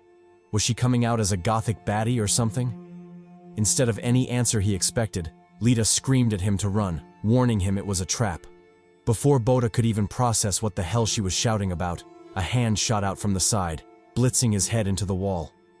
The culprit was the bastard guard, who'd been lying in ambush, jumping a kid like the coward he was. He pressed Bota's face against the wall, ecstatic that he'd finally found Tian Ma's eldest son. Whipping out a clipboard, he scanned it with glee. That was where he'd found the information about the kids arriving in Union Busan, a fact that nearly made him explode with joy. Having his enemy's children delivered straight to him like this, could there be a greater joy in life? As he said so, he stomped Bota, expressing his ecstasy. Crouching down, he yanked Bota's hair and told him he'd heard of Tian Ma's passing. Apart from Bota and his sister, he was probably the one most saddened by the news, because he'd wanted to kill Tian with his own hands. So he could imagine his frustration when he heard Tian had fallen to a Leviathan. Still, fortune truly favored the wicked, as it had led them straight to him. With an evil gleam in his eyes, he told Bota they wouldn't be as lucky as their father. No matter what, he would end them. The children of Tian Ma, the children of that traitor to Union Busan, with his own hands. A cruel death was inevitable. Saying so, he stomped on Bota's head again, feeding him a brutal two-piece combo. With his leg still firmly pressed against Bota's skull, he told him he was enjoying this moment very much. Stomping on Tian's kid was a euphoria he didn't even know existed, but goddamn, it felt so good. Seeing her brother being humiliated, Lita tried to intervene, but the harpooner watching her held her in place. Plus, Bota shouted for her to get back, fearing her involvement would only drag her deeper into the mess. As for the bastard harpooner, he kept his foot pressed on Bota's face, clearly enjoying his 2 seconds of beta superiority. With a condescending tone, he asked the kids why they'd even bothered coming back. Their father was a coward and a traitor who had run away from Union Busan, so why the hell would they willingly return? Bota shouted back, telling him to shut his stupid mouth. Their father, Taeon Ma, was nothing but a hero. He'd fought hard as a harpooner, protecting his people from leviathans. Hearing this, the bastard nearly died laughing. He asked Bota what the hell he was talking about. Who had told him that his father was a hero? Fighting to protect people? Could it be that during their time adrift, Taeon had bragged about his past glory, 6-star harpooner, legendary hero, and all that other nonsense? Well, he'd let him know there were certain things their father had kept from them. For example, he wasn't the hero he claimed to be, and his closet was overflowing with skeletons. Hadn't Bota ever wondered why, during their time adrift, they hadn't run into anyone? Had their so-called hero father ever explained why that was? Faced with the question, Bota thought back to his conversations with Poppy.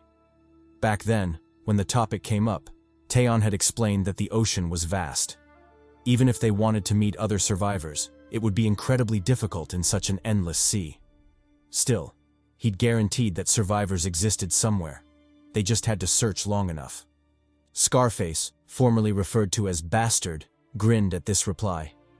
He told Bota that his father was a liar. They hadn't avoided others because the ocean was vast, but because Taeon Ma had been deliberately avoiding people. He was a fugitive on the run, and it was Union Busan that had been hunting him down. Hearing this, Bota shook his head in disbelief. There was no way his Poppy of all poppies was a fugitive. Scarface responded by removing his glove, revealing his prosthetic hand. Whether Bota accepted it or not didn't change the truth. Couldn't he see what his hand looked like? That was Taeon Ma's handiwork. How could someone capable of doing that to a teammate be a good person? He stressed that Taeon Ma wasn't the gentle, legendary hero Bota believed him to be, but a vicious killer who'd massacred dozens of harpooners on Union Busan and incited a coup. The blood of hundreds, combatants and civilians alike, was on his hands.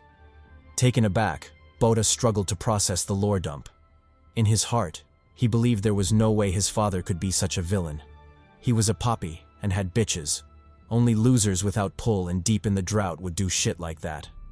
Unfortunately, the bastard trio didn't care whether Bota believed them or not. They'd come specifically for revenge on Taeon Ma's kids, and belief wasn't required. Thus, they stopped playing lore informant and got to work. Scarface stretched out his prosthetic hand, claws extending as he palmed Bota's face and dug in, preparing to rip it off. Under Lita's desperate cries and the steady trickle of blood, he grinned menacingly, ready to create another Two-Face. Just as he was about to tear Bota's face off, an alarm blared, drawing his attention. A public announcement followed, summoning all available harpooners to battle. Union Busan was under attack, flanked on all sides by leviathans. Every available harpooner was to report to their battle station, no exceptions. As the citizens scrambled for shelter, the three bastards cursed under their breaths at the terrible timing. Couldn't the leviathans have attacked 30 minutes later? They'd been on the brink of harvesting a face. Exchanging bitter looks, they knew revenge would have to wait. Meanwhile, in the waters surrounding Union Busan, true terror was unfolding. A school, pack, whatever the hell you wanted to call it, of leviathans was pursuing refugee boats. 3 vessels packed with desperate civilians sped across the ocean, racing toward Union Busan, their only hope of survival. Unfortunately, the leviathans weren't keen on letting that happen. They closed the distance in an instant. With a leap that launched them into the air, they glared down at the refugees, fangs glistening under the flashlights. Ignoring the futile gunfire, they crashed into the first boat and began a massacre. One unlucky survivor was snatched and bitten apart under the horrified gazes of the others. Despite desperate harpoon strikes, the Leviathan continued its meal until the guards pulled out some torrent-type shit and finally put it down. The victory was short-lived. Before the gunner could celebrate, another Leviathan ambushed him, hitting him with the peekaboo no jutsu. The kind where you die so fast, your brain doesn't even register what happened. Even the captain hiding in the bridge wasn't spared. After killing the gunner, the Leviathan smashed into the bridge, grabbed the captain, and devoured him despite his desperate struggle. Switching scenes, we're shown the hold where civilians hid, enduring screams and death throes while praying the monsters wouldn't find them. Unfortunately, this was a horror story, so of course they did. The Leviathans tore through the roof, an eye opening in the darkness, staring greedily at the refugees. Before anyone could yell "cut" and request a transfer to a friendlier manhwa, preferably one with hella cheeks, the Leviathans swarmed in, beginning another massacre. Soon the boat was riddled with holes and dragged beneath the ocean. As for the refugees, their fate was obvious, clapped to death by jerk equipment-looking fish. What a way to go. Seeing this, the remaining captains said fuck that and sped up even harder. They weren't ending like those unlucky fools. If they could just hold out a little longer, Union Busan's reinforcements might arrive. Meanwhile, back in Bota's room, the bastard trio debated their next move. Reluctantly, they knew they couldn't stay. Scarface, formerly Bastard, real name Dohu, clicked his tongue and turned to leave. He didn't forget to threaten the kids, promising to make their lives on Union Busan a living hell. With that, he shut and locked the door from the outside, plunging them into darkness. Lita clung to Bota, terrified. Bota tried to stay strong for her, but one thing was certain: they needed to escape. Dohu was too dangerous. Switching scenes again, we're blessed with the Cheeks single-handedly carrying the story. As expected, they were poking out, making me wonder if I should zoom in for the boys. That aside, preparations for battle were underway. Kana mobilized her team. They lined up, mounted their rides, and at her signal surged from the deck, surfing toward the Leviathans with murderous intent. As they neared the clash point, Kana issued her orders. Brune would cover the rear while the rest joined her in clapping Leviathan Cheeks head-on. The team said bet and surged forward with even more vigor. The refugee captains spotted them and sighed in relief. With the harpooners, especially the milfy bikini Princess Kana, their safety was assured. Spikehead took point, equipping his iron gauntlets. With a graceful leap from his jet ski, he launched himself toward the Leviathans, arm cocked back for a devastating smash. Or rather, a Hulk smash. After all, throughout heaven and earth, only one thing is eternal: to smash.